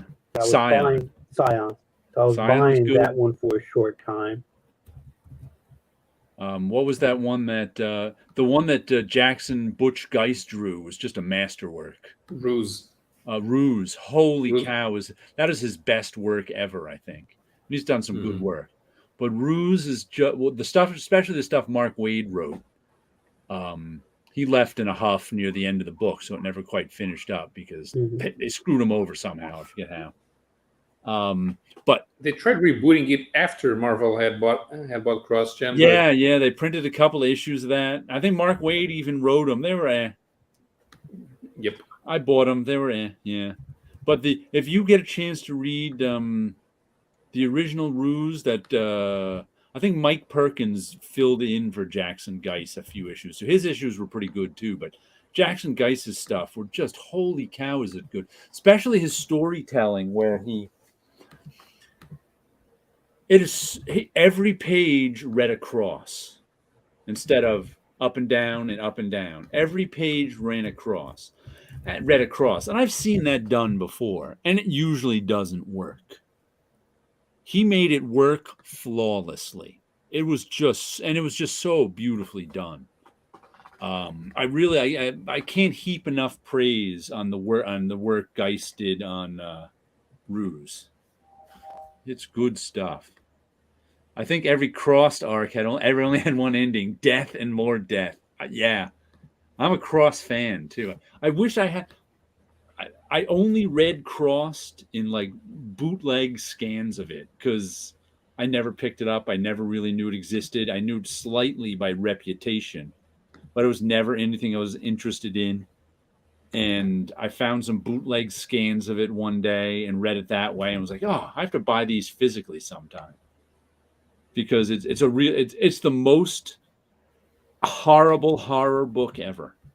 And I'm not a horror fan because I think it's just tough to like scare me in watching a movie or reading a book. These ones did.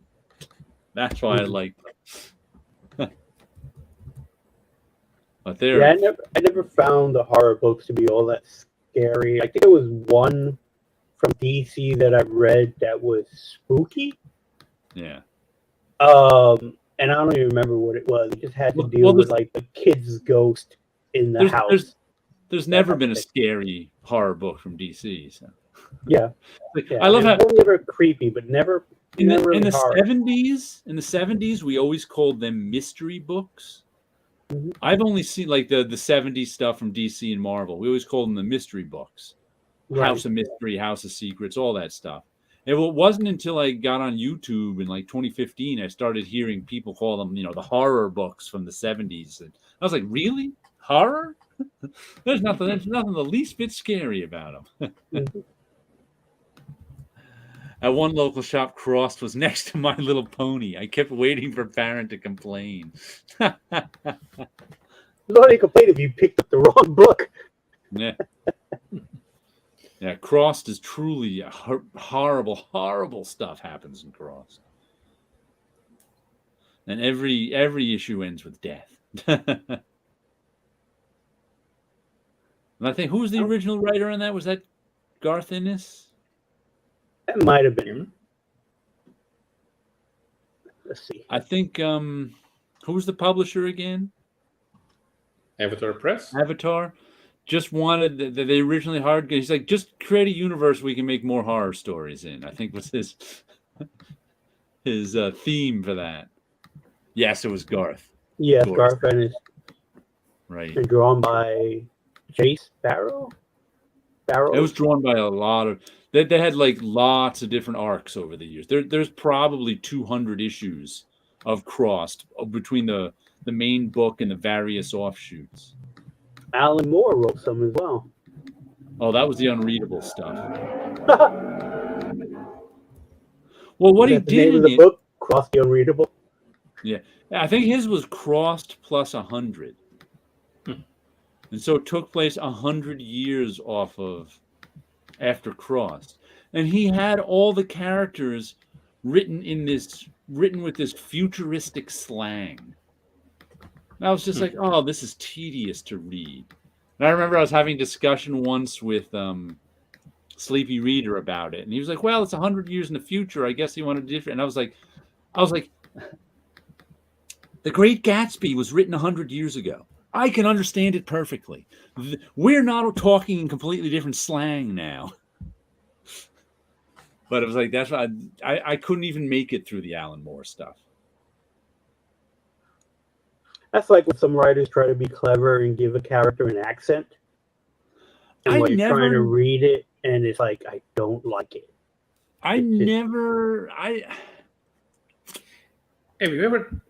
Did you notice in V for Vendetta when there's a couple of characters speaking in a Northern English accent? Yeah.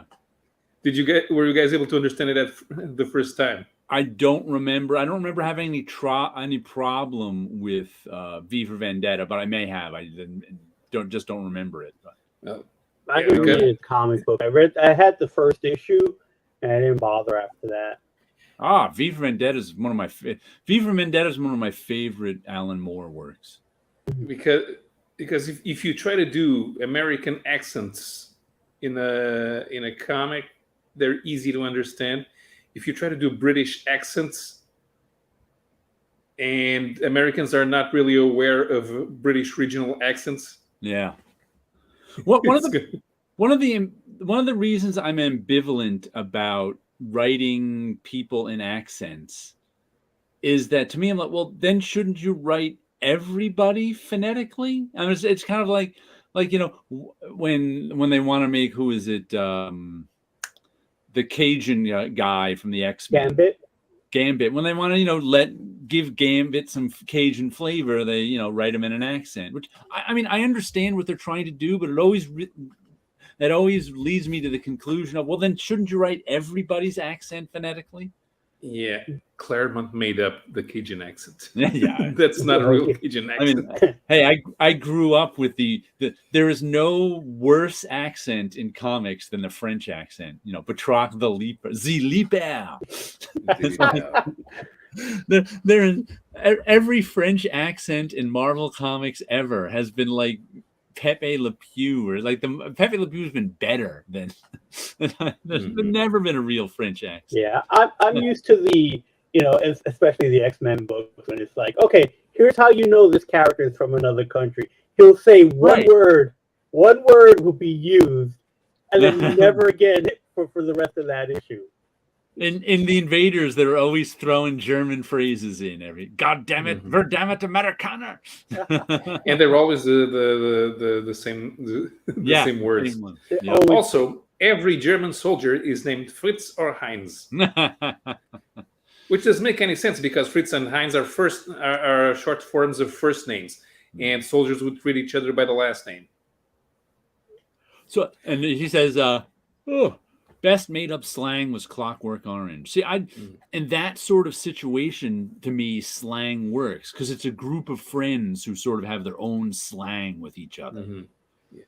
It wasn't that the language changed so much in 100 years that they all use some new language. It's like, what about the English language version of the Incal? Because Jodorowsky was coming up with some weird space 5,000 years from now slang. Yeah, I did like that. I am not a fan of the Incal. So when I first read it, I was disappointed with it. I don't know, it's just the story didn't grab me, is all it was. Right. And then I read it maybe again 10 years ago, because I still have the epic ones on my shelf. I was like, let me see if I like it better now. And I didn't. It's not terrible or anything. It just, the story just doesn't grab me. Sure. No explanation for it. Yeah.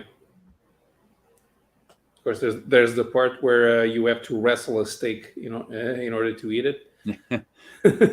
But you can tell all the parts that were lifted from the Incal to do the fifth element. Yeah. Yeah, the artworks. I'm not getting rid of it. There's definitely some weird. In the French version, you can tell even in the French version that there's some weird slang that they're trying to make up, because it's 5,000. It's thousands of years in the future, and nobody remembers the real Earth. But that's why So I wonder if it's easy to understand in the English version. Yeah, I don't know. I don't remember having trouble with slang in the English version, but because the Metabarons, the story is more interesting, but you only have that weird slang when the Metabarons' personal robot servants are speaking to each other. Because when he's telling the story of the ancestors, the ancestors are speaking. They kind of speak normally. It's space fantasy, and they speak like they're in the fantasy scenario. but it's only the robots who speak like they're in the Incal, which kind of makes sense because the robots are in the present, and the Metabaron doesn't really appear much throughout the whole series because we're learning about his ancestors. Yeah. Listen, I don't matter if I mean I don't mind if some group has their own sort of slang. That at least makes sense to me. Why would you want to write the whole comic with everybody talking in this weird futuristic slang? Kind of like that would just seem to me to put off the reader like it put off me. I'm like, I don't know why Alan Moore chose to do that. Who came up with the expression "what the shock" for the 2099 universe? I have no idea. I'll have to ask. Yeah, I don't know who would have came up with that, but that to me, I don't mind as much because it's just one thing, and everyone's using it for their curses and all that. So to me, that's like with Battlestar Galactica with the frack, so they were able to create a curse word to use it. Yeah, and I don't mind that as much as trying to create a whole language and break it up. It worked for me in the TV series called The 100. Okay. You had one tribe of people speaking a language that you could see came from American English, and it starts to break up. But they kind of treated it as a new language that this group was speaking, and you could pick it up fairly easy because you knew what the root word was. And then they eventually, not to say abandoned it, but they took on the English that the people that was on the spaceship. There's a whole thing with 100, but it's after a nuclear war, and there's a group of people that was basically on the various space stations, so they were safe from the war. So they put all the space stations together, and was Earth society, and a few thousand years went by, and then they went down to see if Earth was okay to try to get back down there. And the 100 are the 100 kids who were criminals, but they were too young to be executed. So they kind of kept them not caged, but it was basically, you're the first ones to go down to Earth to check out if it's safe. And from there they found out there are people on Earth that still lived, and they have their own language, their own future language. And that was more interesting because you had a group of people who were speaking regular English, so you understood them. Yeah. And then you had where the language has changed almost into a brand new language, but you could almost understand that. But there was enough people speaking regular English, and then the native people eventually started speaking that same regular English. So it wasn't as annoying as trying to create a brand new language and not let you know how that language works. Yeah. And for stuff like substitute curse words, what the shock? I always find that a little annoying because it's so childish that we can't use curse words for fear of offending some people in our writing, even though people use them in everyday life all the time. But that being said, I accept it because you can't. Marvel doesn't want to publish or whoever doesn't want to publish but to me it's kind of like, I want to publish something with curse words in it, but not use curse words. Why not just not use curse words? Right. But that's the 90s. They're edgy. I find it a weird decision to do that. I'd say. Yeah, you're right. It's being edgy. It's being edgy without being edgy. Yeah, that might be what I find annoying about. Well, in the Punisher's comics, you had the cardinal dollar percent and percent. Maybe you do, potty mouth. Yeah. Like there's actually there's a word for the substitute curse words. Oh, I forget what it is. When you use the ampersand, when you substitute symbols for curse words, there's a name for those words. I can't remember what they are now. I don't know. But I've even seen indie comics where they I know what I've done. where they black out the curse word, but you can still read it. Yeah, because they didn't account for, because the black that they used for the lettering wasn't the same that they used for I didn't know if they did that on purpose or not. Or sometimes they leave I don't think it was on purpose, because it happened at DC a few times. Oh, I didn't know. This is indie comics, and in indie comics, sometimes they use a black bar over it, but you can see half the first letter and half the last letter, so you know what the cursed word is, but you can't. So I find that weird. I'm like, well, why do you have them in there? I don't know. Because you can kind of hide it, because you can kind of spell easy words with, the money sign, the hashtag, the exclamation point, and you basically spell out crap. But really, I don't know how we have our rating to be cursing on a YouTube. So, but the other word for crap, you could spell out pretty much with the number signs and whatnot. Scott Conklin, I got through the whole Earl Grey interview without one F-bomb or worse. I haven't watched that yet. There's another YouTuber named Earl Grey who is German. Yeah. Does his YouTubers in English as YouTubes in English. I don't know if he lives in Germany. Does he live in France? I think he lives outside. I can't remember. But anyway, he interviewed Scott about Scott's G.G. Allen graphic novel. I have it in my to watch later thing, but I haven't actually watched it yet. No F-bombs. Oh, what fun is that? Oh, let me show you something I just found tonight that I forgot I had. Let's go back to 1982 and the Brothers Hildebrandt Atlantis calendar. Wow. From Starlog. I had no idea I still had this. Found it in with a bunch of stuff. I'll have to do a video on this. Oh, definitely. Yes, definitely do a video on that. Yeah, a bunch of Greg Hildebrandt, Brothers Hildebrandt at this point.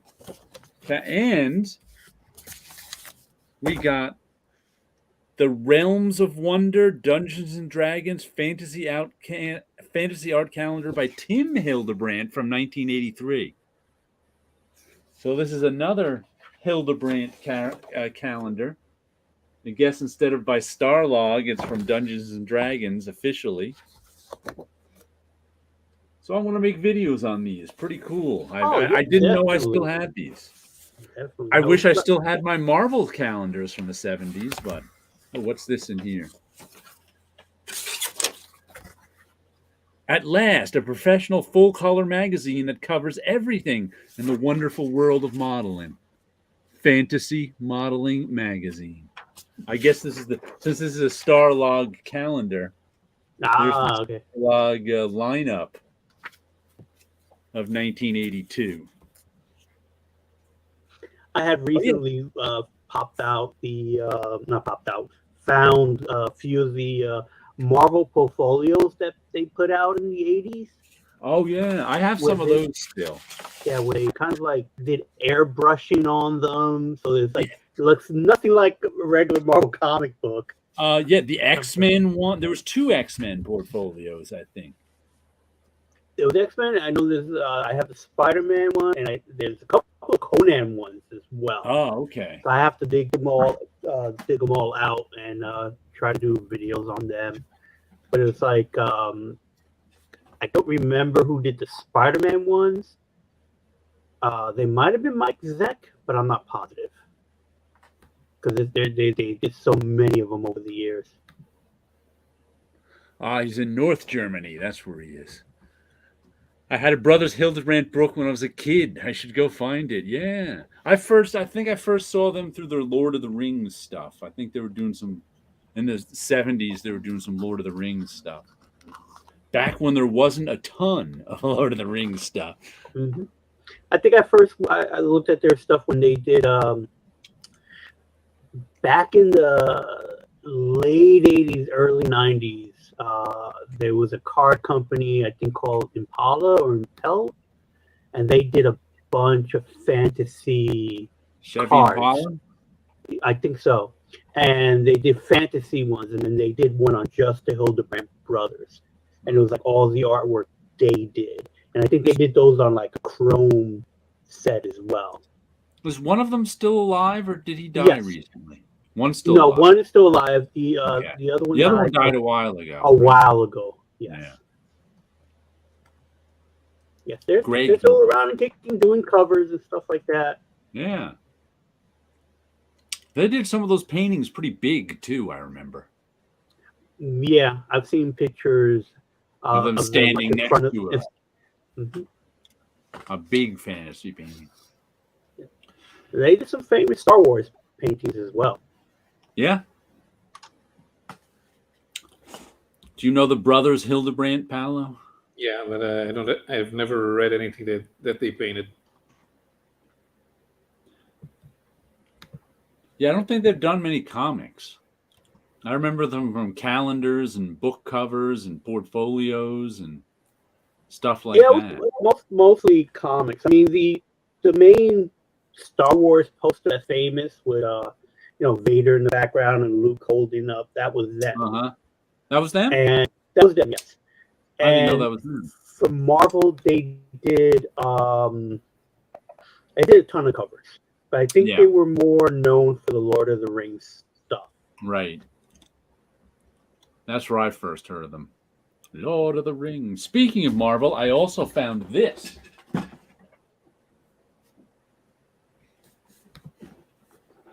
The official Marvel tryout book. I have that as well, and I have the more recent one. By recent, came out like 20 years ago. The one that has the Archie Bear cover with the X-Men on it. Mm-hmm. This is the only thing I ever tried to do in it. Was ink this page. And didn't quite get it. I must have been in college or something when I tried that. Let me see. Or maybe I was late high school. When I got mine, it's like I wanted to get another one because I wanted to keep one pristine and mint as a comic collector. And like, I'll get another one and then give it a try. And I never found another copy of it. It was the second one that Mark Bagley came from, right? No, it's the first one. Was the first one? It was the first one. It's the one that you have in your hands. Okay. What year was this? 1983? No, he wasn't around in 1983. No, he wasn't around, but he had used the Marvel tryout book. No, I thought they actually had a contest. Like here's it says they had a contest. Tryout contest. And I remember hearing he actually won the contest, but I think it was for the early 90s version of this. When was his first work? Because he wasn't around till the 90s, right, Bagley? Let's see. Ames Lettering Guide. I never once bothered to try and letter this. I don't even own a Ames Lettering Guide. I have thought about just teaching myself to hand letter just for the fun of it, but it didn't really sound like fun. Yeah. So I never actually bothered. It's credited as the 1983 Marvel tryout book. He was 27 years old, and he was working for Lockheed and Martin at the time. Okay, so was he? But he didn't do any work until '89. Oh, okay. So he won the contest in '83 and didn't do any work until '89. Right. Wow. Winning the contest didn't necessarily mean you got to work in comics, I guess. Yeah, actually, absolutely. So he was 27 in 1983? Yes. Wow. According to his Wikipedia, he was born in Germany. Oh. He comes from a military family. So okay, I was going to say on a military base? They were based, yeah.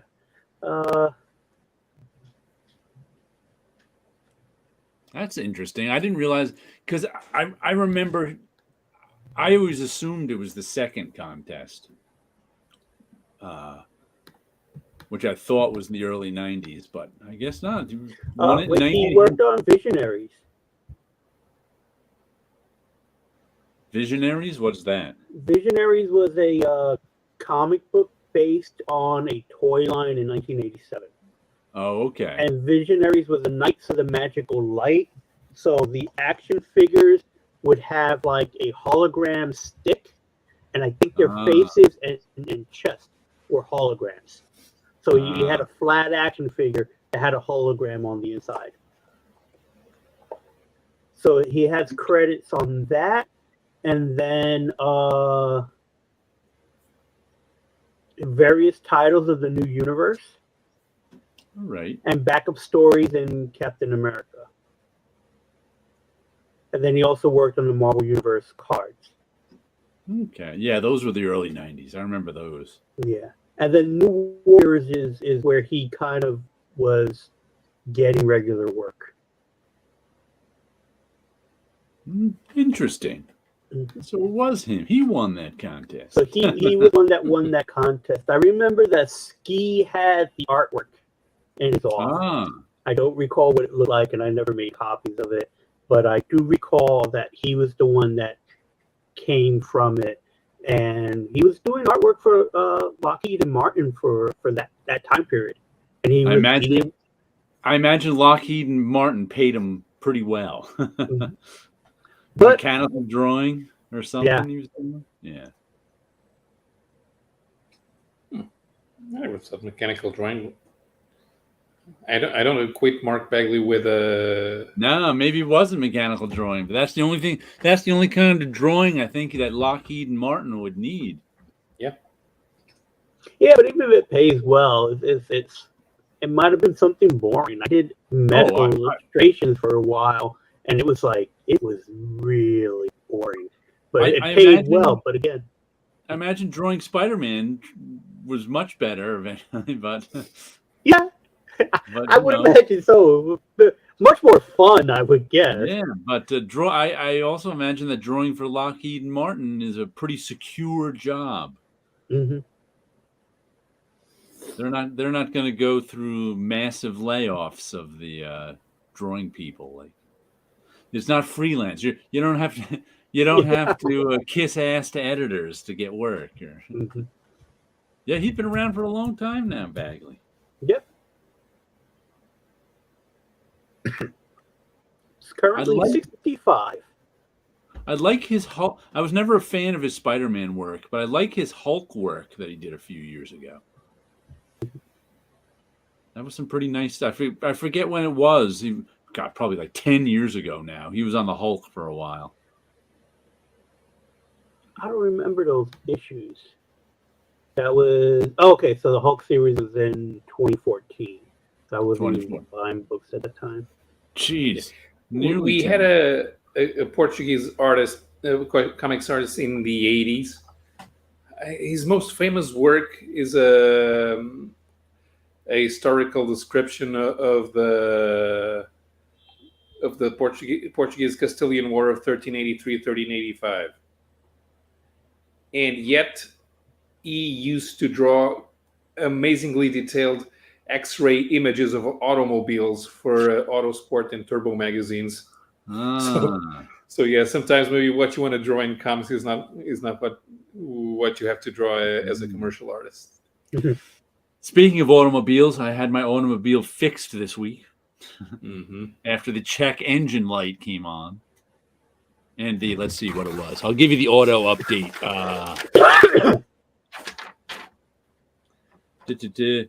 EVAP, very large leak. Found bad EVAP purge valve.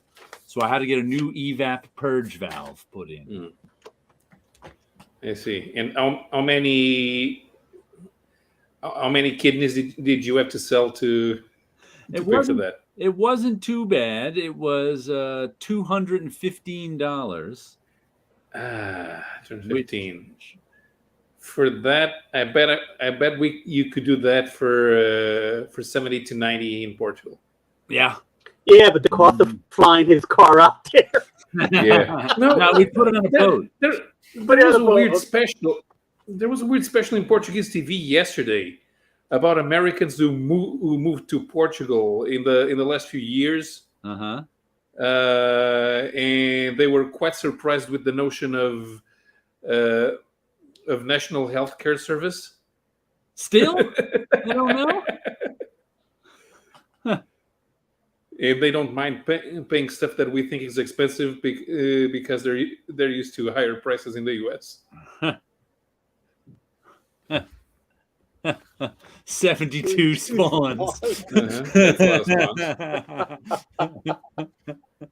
spawns.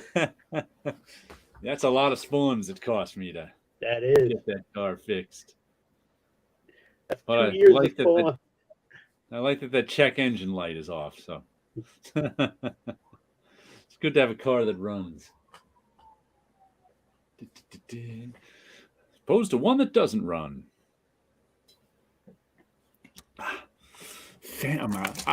This cover is on top. I'm going to have to cover it up. Hold on. What do I got here? We're going to put this classic issue on the top of the pile because I can't stand there looking you go. Also, at least the logo isn't very good. And the logo doesn't fit in with this image at all. Not at all. Because it's why is it diagonal? Yeah, I would almost want to go in the other way so it's parallel with the truck. Yeah, that might work. Yeah, I just... You know what it is? I think, especially in indie comics, and I realize this is also, too, Jeff Lemire, who's the writer of the comic, and it's his creator-owned book, so he's going to do what he wants anyway, but I don't think there's people thinking as much about comic covers as there used to be. In terms of, there's always, when Stan Lee was around, he was always, the comic cover used to be like the most important part of comics. So like all of editorial was thinking about that comic cover, which of course got passed on to the artists and whoever and the art director. Especially with indie books. There is there's often no editor, no editor, certainly no art director. The artist is busy drawing the book and doing whatever. I just don't think there's just not the sort of brain, and covers aren't as important as they once were in selling a comic. So I think there's just not the brain powers like going into thinking about covers like there used to be. Because if there was, this cover would never hit the stands. It's just, and in my opinion, and probably if Jeff Lemire sat down and thought about it, or had an editor or had an art director, and they talked about this cover, he might come up with a better solution to the cover too. But I think because he's got to get a cover out. It's more important to have multiple covers than it is to have a good cover. That I just think there's a lot of bad covers out there. You have what, 3 already in your pile right in front of you? Yeah, two of them. No, 2 covers you didn't like this week, right? Right. I didn't like Radiant Black. Right. And I didn't like Phantom Road, and that's 2 out of 5. That's a pretty low batting average. And this isn't the best Savage Dragon cover either, but they can't all be winners. Yeah. For me, that looks like an old Savage Dragon cover. Yeah, that's definitely looked like it's supposed to be a throwback. Yeah. Which to me, this doesn't, if this wouldn't get me to buy the book, but okay. It's supposed to be a throwback. It looks like it. I think he puts out an alternate cover every month that looks like the old 70s Marvel covers with like Image Comics Group across the top. Same cover, just different sort of cover design. With this, it has this cover design, like one. Yeah, everyone redoes that one. I've even redone that one as well on some projects. Huh. Yes, it's even depressing me seeing it. No great covers got the great cover treatment. great cover. It's like, this is one of the better covers this week. And I don't even like the title. And I don't think those other covers could even be saved by a dolphin. No dolphin. The only thing we could do, let's see. Well, we could put a dolphin instead of a truck there. Or we can put the dolphin instead of the logo. Yeah, there you go. That might work. That could work. We can put a dolphin up there on the sign with them. Jumping over the sign. That almost like a Free Willy kind of a motif might work. That you're right. I think I like that. Mm-hmm. And in this one, we just replace Dragon's head with a dolphin head. That's all we got to do there. Bam. You want to read that book. The story of Dolphin Dragon. He'll fight Mako, the Shark Man. There you go. Whole aqua theme. Great cover. Now, John Romita, he knew how to do a cover, which is why would you use this as your John Romita cover? All the great John Romita covers he did, you do this deconstructionist design John Romita thing. I don't know. Or, you could have, hey, John, could you do a cover for your own book? Yeah. Wow, what a shocking idea. Nobody ever thought of it. See, where are the credits on this? I want to blame someone. Collection editor Mark D. Beasley. We'll blame Mark. Book designer Patrick McGrath. Pat McGrath did the book design on this, but I'm sure he was like any of these covers. Yep. Any of them would be better. But I think all those books have that kind of motif on them. That kind of and they're not that great. Whoever did the first one. Once they come up with this bad deconstructionist design, they got to stick with it. Yeah. Well, that was at a time you guys did not have a collection department. Oh yeah, I worked there. The only person working in the collections department was Polly Watson. Yeah, Polly was putting it all together. She had to do everything. It was like, whoa. And then they kept getting more and more books. Mm. Yeah. And she would go on, then she'd want to go on tour. She's got a band.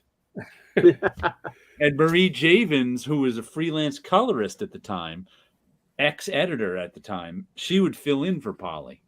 Right. So it's like Polly would go on tour for 6 weeks. Marie would come in and take over for her, be flooded with the work because there was no one else working on collected editions. This is late 90s. Yeah. Then eventually I think they told Polly she had to stay. And she's like, she can't just take a month off or anymore. And she was like, okay, bye. My band's doing really well, guys. I got like gigs in 6 cities. Crimson Suite. That was the name of her band. That's what it was. Yeah. Like SUITE. The Marvel with the sidekick. Really. Yeah. She went. We're actually playing in Cleveland. It was her. They were a trio. Her husband, whose name I can't remember, and their bass player was her intern at one time. So he was a Marvel intern. What did they play? Punk music of some kind, rock. That explains why only 3 people. Yeah. Wasn't big band jazz. Yeah, and no, you never heard them play. So I don't know. I think they had a couple videos you could find on YouTube, and it may have been under another name by then. I can't remember. I'll have to look. I may have it bookmarked somewhere. Crimson Suite. Burn the witch.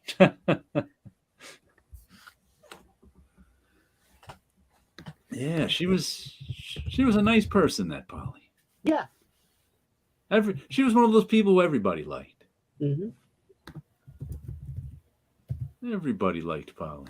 She had a twin sister too. Yes. Named Daisy. Was it Polly and Daisy? Yeah. Who were almost named Jennifer and Susan. I remember her telling me. I don't know why I remember that. And then her mother was like, no, I don't want, because those were like the 2 most popular names at the time. Jennifer and they were like the two most popular girls' names in the U.S. for like 25 years. And then at the last minute, her mother decided she didn't want the same name as everyone else, so she went with Polly and Daisy. Crimson Sweet are on Discogs. Ah, look at that. 2 albums, Living in Strut and Eat the Night. Uh-huh. The band, bass Robbie Congress. Okay. That must have been the intern. That must have been the intern. Drums, Electric L. Huckabee. Yep, that's her husband. Ohio-born New York rocker, it says here. Guitar Rich Leathers. There was a fourth? Or was that her name? Or did she have No, and guitar and vocals, Polly Watson. Okay. I didn't realize that added a fourth. It was only a trio that I remember. The other band name is 1-800-BAND. Oh, that's right. That's the one I remember seeing a video for on YouTube. 1-800-BAND. So let's see if it's still the same band. Who's Aaron Carroll? Also from the Hong Kong Train Truck Tractor. What the hell? The Hong Kong Train Tractor? There's the name of a band.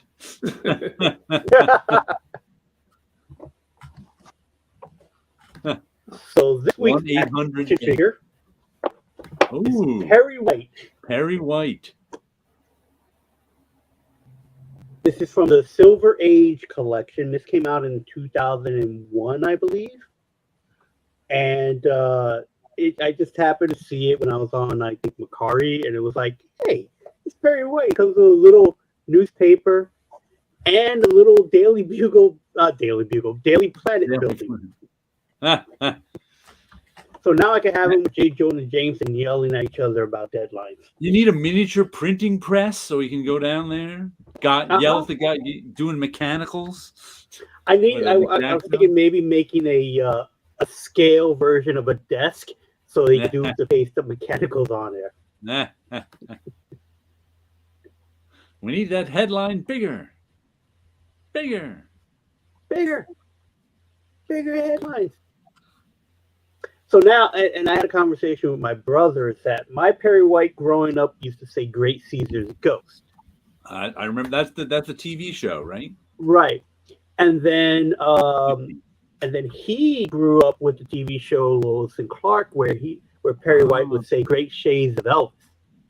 Oh, I never knew that. And it was it was something that kind of like, I guess they wanted something more modern, and no one knew who the Ghost of Caesar was. Great Shades of Elvis. Now, was Perry White in the comic or from the TV show? Radio. The radio show? Ah. Yeah, I think a lot of the TV show came from the radio show itself. Because I think Jimmy came from the radio show as well. Okay. So did Kryptonite. And Superman Flying came from the radio show. But Lois was from the comic, right? Yeah. I think Lois, so. So only Lois was in the comic. Lois and Lex were from the comics. Mm-hmm. Okay. What year did the radio show run? I have to look that up. Early 40s? I think it was 39 or 40. Oh, so it started right away. Mm-hmm. Superman really was. I saw once. Who showed it years ago? It was Mercenaut. That's who it was. He picked up. It was. I don't know. I don't remember if it was Life magazine or not. But there was like a Life magazine from like 1940 or 1941 that had a Superman story in it. Then an article about Superman and a Superman story. And it was like, that makes it a really early Superman story. He was like, wow. I remember it was like, within it was like one of the earliest Superman stories appeared in this issue of, I think it was Life magazine. So it's like nobody knows it exists. So the Adventures of Superman radio series originally aired from 1940 to 1951. Wow, 40 so it was a long running radio show. And the TV show was when? 55?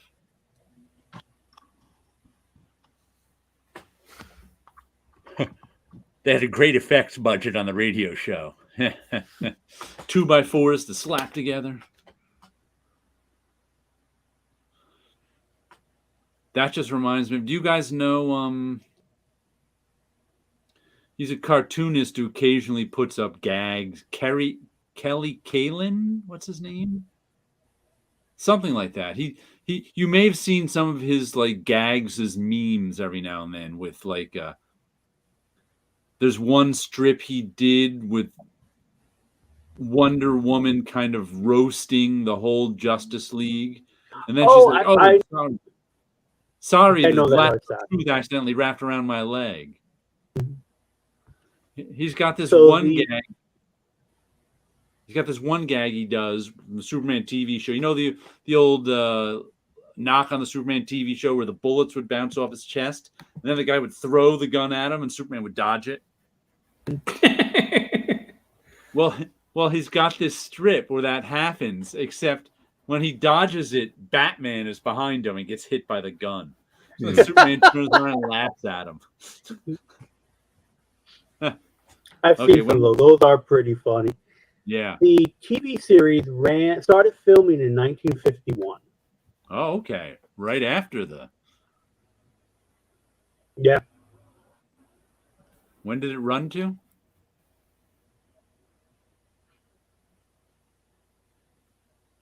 Till 1958 was the run. Wow, that was I didn't realize there was that many episodes of the TV shows for many years.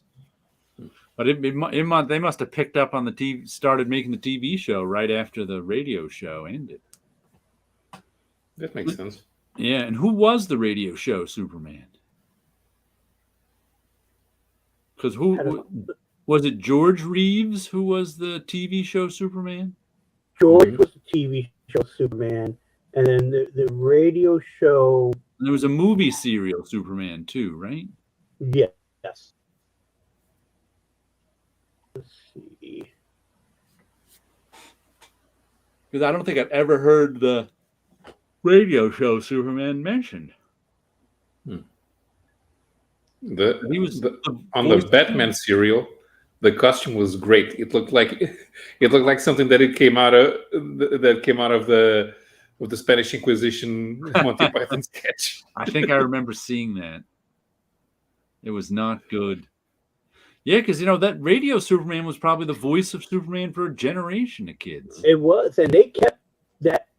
According to the Wikipedia article, his true identity remained a secret. So, radio actor Bud Collyer. Oh, they didn't give him credit? They did not give him credit. He remained a secret from 1940 until 1946. Wow, how rude. Uh-huh. And it was a Time magazine interview that you find out about it. I guess Scott has listened to the radio show. I don't think I haven't. So I haven't listened to many radio shows. So. So they introduced Perry White.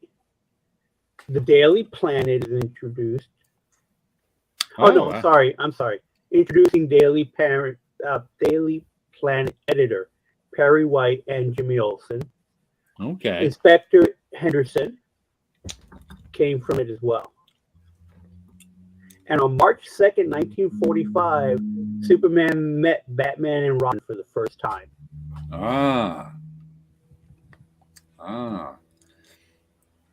Do you think the hierarchy of media at the time went film, serial, radio, newspaper, comic book? Comic book was definitely at the bottom. Newspaper may have been up higher. Radio may have been higher than film. Film serials did not command the same respect as long features. Right. Comic books definitely at the bottom. It might go radio, newspaper, film, serial. And then film. So yeah, I'm putting regular film. Film serial would be, definitely radio and newspaper. I think would be at the top, above film serial. Comic book would definitely be at the bottom. Oh yeah, completely at the bottom. No doubt about that. Mm-hmm. But comic strip artists were rock stars going back to the 20s. You know, those guys made a lot of money and were famous. You know, Milton Caniff was doing well. Frank King, who did Gasoline Alley, had his own estate down in Florida. They did well, comic strip guys, and newspapers and radio were big. So there are a lot of great old radio serials, usually better than the TV. Yeah, radio serials. That leaves out pulp mags. Yeah, pulp mags would probably be above comics, but still comics Not are last. much.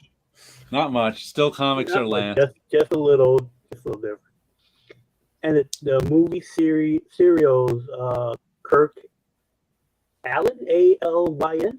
Oh, right, Kirk Alyn. His name I know. Yeah, I couldn't remember it, but you know, Kirk Alyn, George Reeves, Christopher Reeves. But yeah, I never heard the radio guy's name before. But like, what's his name? Who didn't he just die? Kevin Connolly. Kevin Conroy. Yeah. Conroy. That's it. The Kevin Batman. Conroy was Batman. He's beloved as the voice of Batman. Mm-hmm. Mm-hmm. So he was Batman for a whole generation or two, pretty much. You know. Have you read Kim Deitch's Alias the Cat? He posits a film serial that was supported by a weekly strip. See the serial, read the strip. I have read that, and it's a favorite of mine. Matter of fact, I want to reread it. I think it's back up there. That's where is it? I bought some like original comic books of it, and then it appeared in a collected edition. But it's kind of I have it back there somewhere. Alias the Cat. It's kind of about this Kim Deitch. It's like semi-autobiographical about him tracking down like memorabilia of this Alias the Cat, and it's just a fun strip. Yeah, the whole Waldo series. Yeah, I think that's the one I'm thinking of. That's the name of it, Waldo. It's just really well done, and I had never read any of Kim Deitch's stuff before that series. I wish I could spot it back there. I think it's back there. Unless I moved it. Oh, well, I'll have to show it to you another time. But it's a good series. And I like its historical nature. Like I said, that's the first time I think I read Kim Deitch's that series. He was an underground guy who I never really saw much of his work. Do you know his name? Do you know his stuff, Paulo? No. Yeah, he's one of those. Where is that? It's driving me crazy now. For years, it was sitting right there. And I think I moved it because I wanted to read it, but not down there. And who knows where I moved it to. Now it's just missing.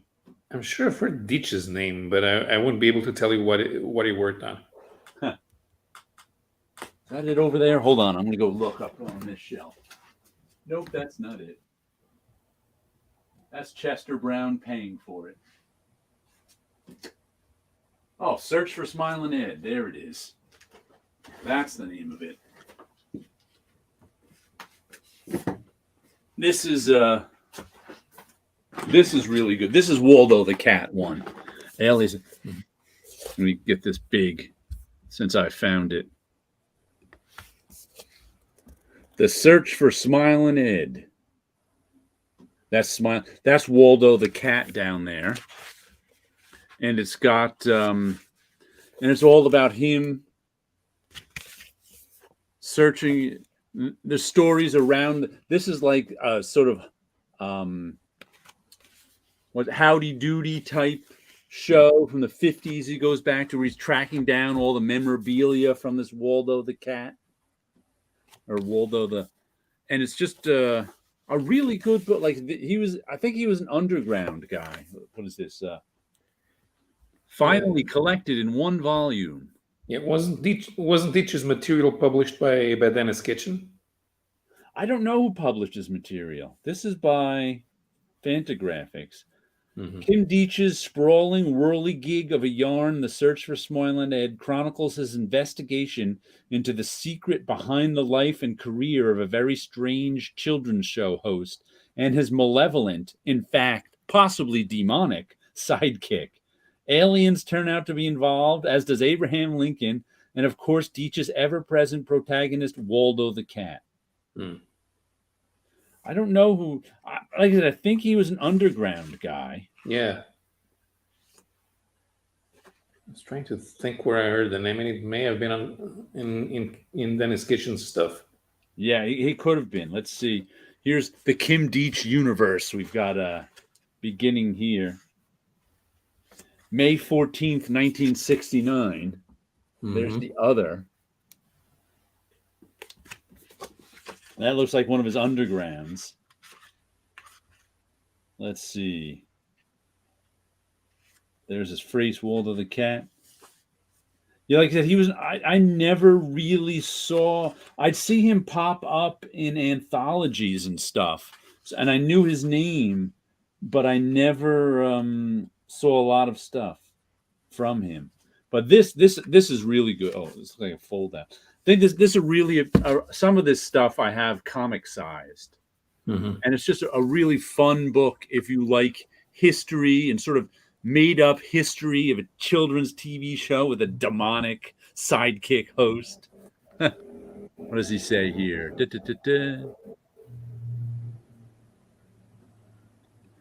Alias is like a sequel to Boulevard of Broken Dreams. Search for Smiling Ed is the follow-up to Alias, I believe. Okay. He was also published by Apex. He was in the East Village Other, Arcade, Raw, etc. Would have been in Zap if Crumb had his way. Okay. You know, like I said, I knew he went back to them, but I just never saw much of his work, even though I knew his name. But that is terrific stuff. Like, if this is still in print, which it might be, The Search for Smiling Ed, it's a good one to pick up. Let's see, what year was this? 2010. So it might still be in print. Oh, we should wrap up now. We're getting near our ending time. Anybody have any last words for this evening before Paulo can go to bed? Well, the Oscars are a week away, right? Are they? I've never watched. I don't know. I don't follow it. Yeah. Normally I wouldn't care either, but for the first time, a Portuguese production is being nominated. Okay. For best animated short, The Ice Merchants. The Ice Merchants. All right. We'll keep our eyes out for Good luck to them. Yeah, they've already won an award in Cannes. Oh, cool. Okay. Very cool. So hopefully, the thing is that they had to crowdfund the trip to Hollywood because usually it's the producer who has to pay for the trip, but the producer is independent, so they barely have money for lunch, let alone a trip. Hey, at least they were able to crowdfund it. That's pretty good. Yeah.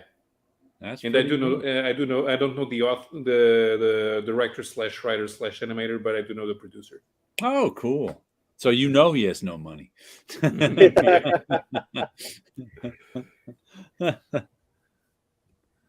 When does this show stream? I'm very crazy to think it's just whenever. No, it's Friday nights from 6 to 8:45. It's been that way for quite a few shows now, a couple of years. Occasionally we're back. This show started on Howler Mouse, Tim's channel, and he isn't here as much anymore, so it's continued over to here. So we are on Friday nights from 6 to 9 Eastern Standard Time here in the East Coast of the U.S. Paulo is late at night in Portugal, so I don't know what time it is at his time. So it's not quite 2. We're here at the same time every week, and this is just when we end. We start at 6. All right. So everybody have a good night, and we will catch you next week, 6 p.m. Bye-bye. Take care, everybody.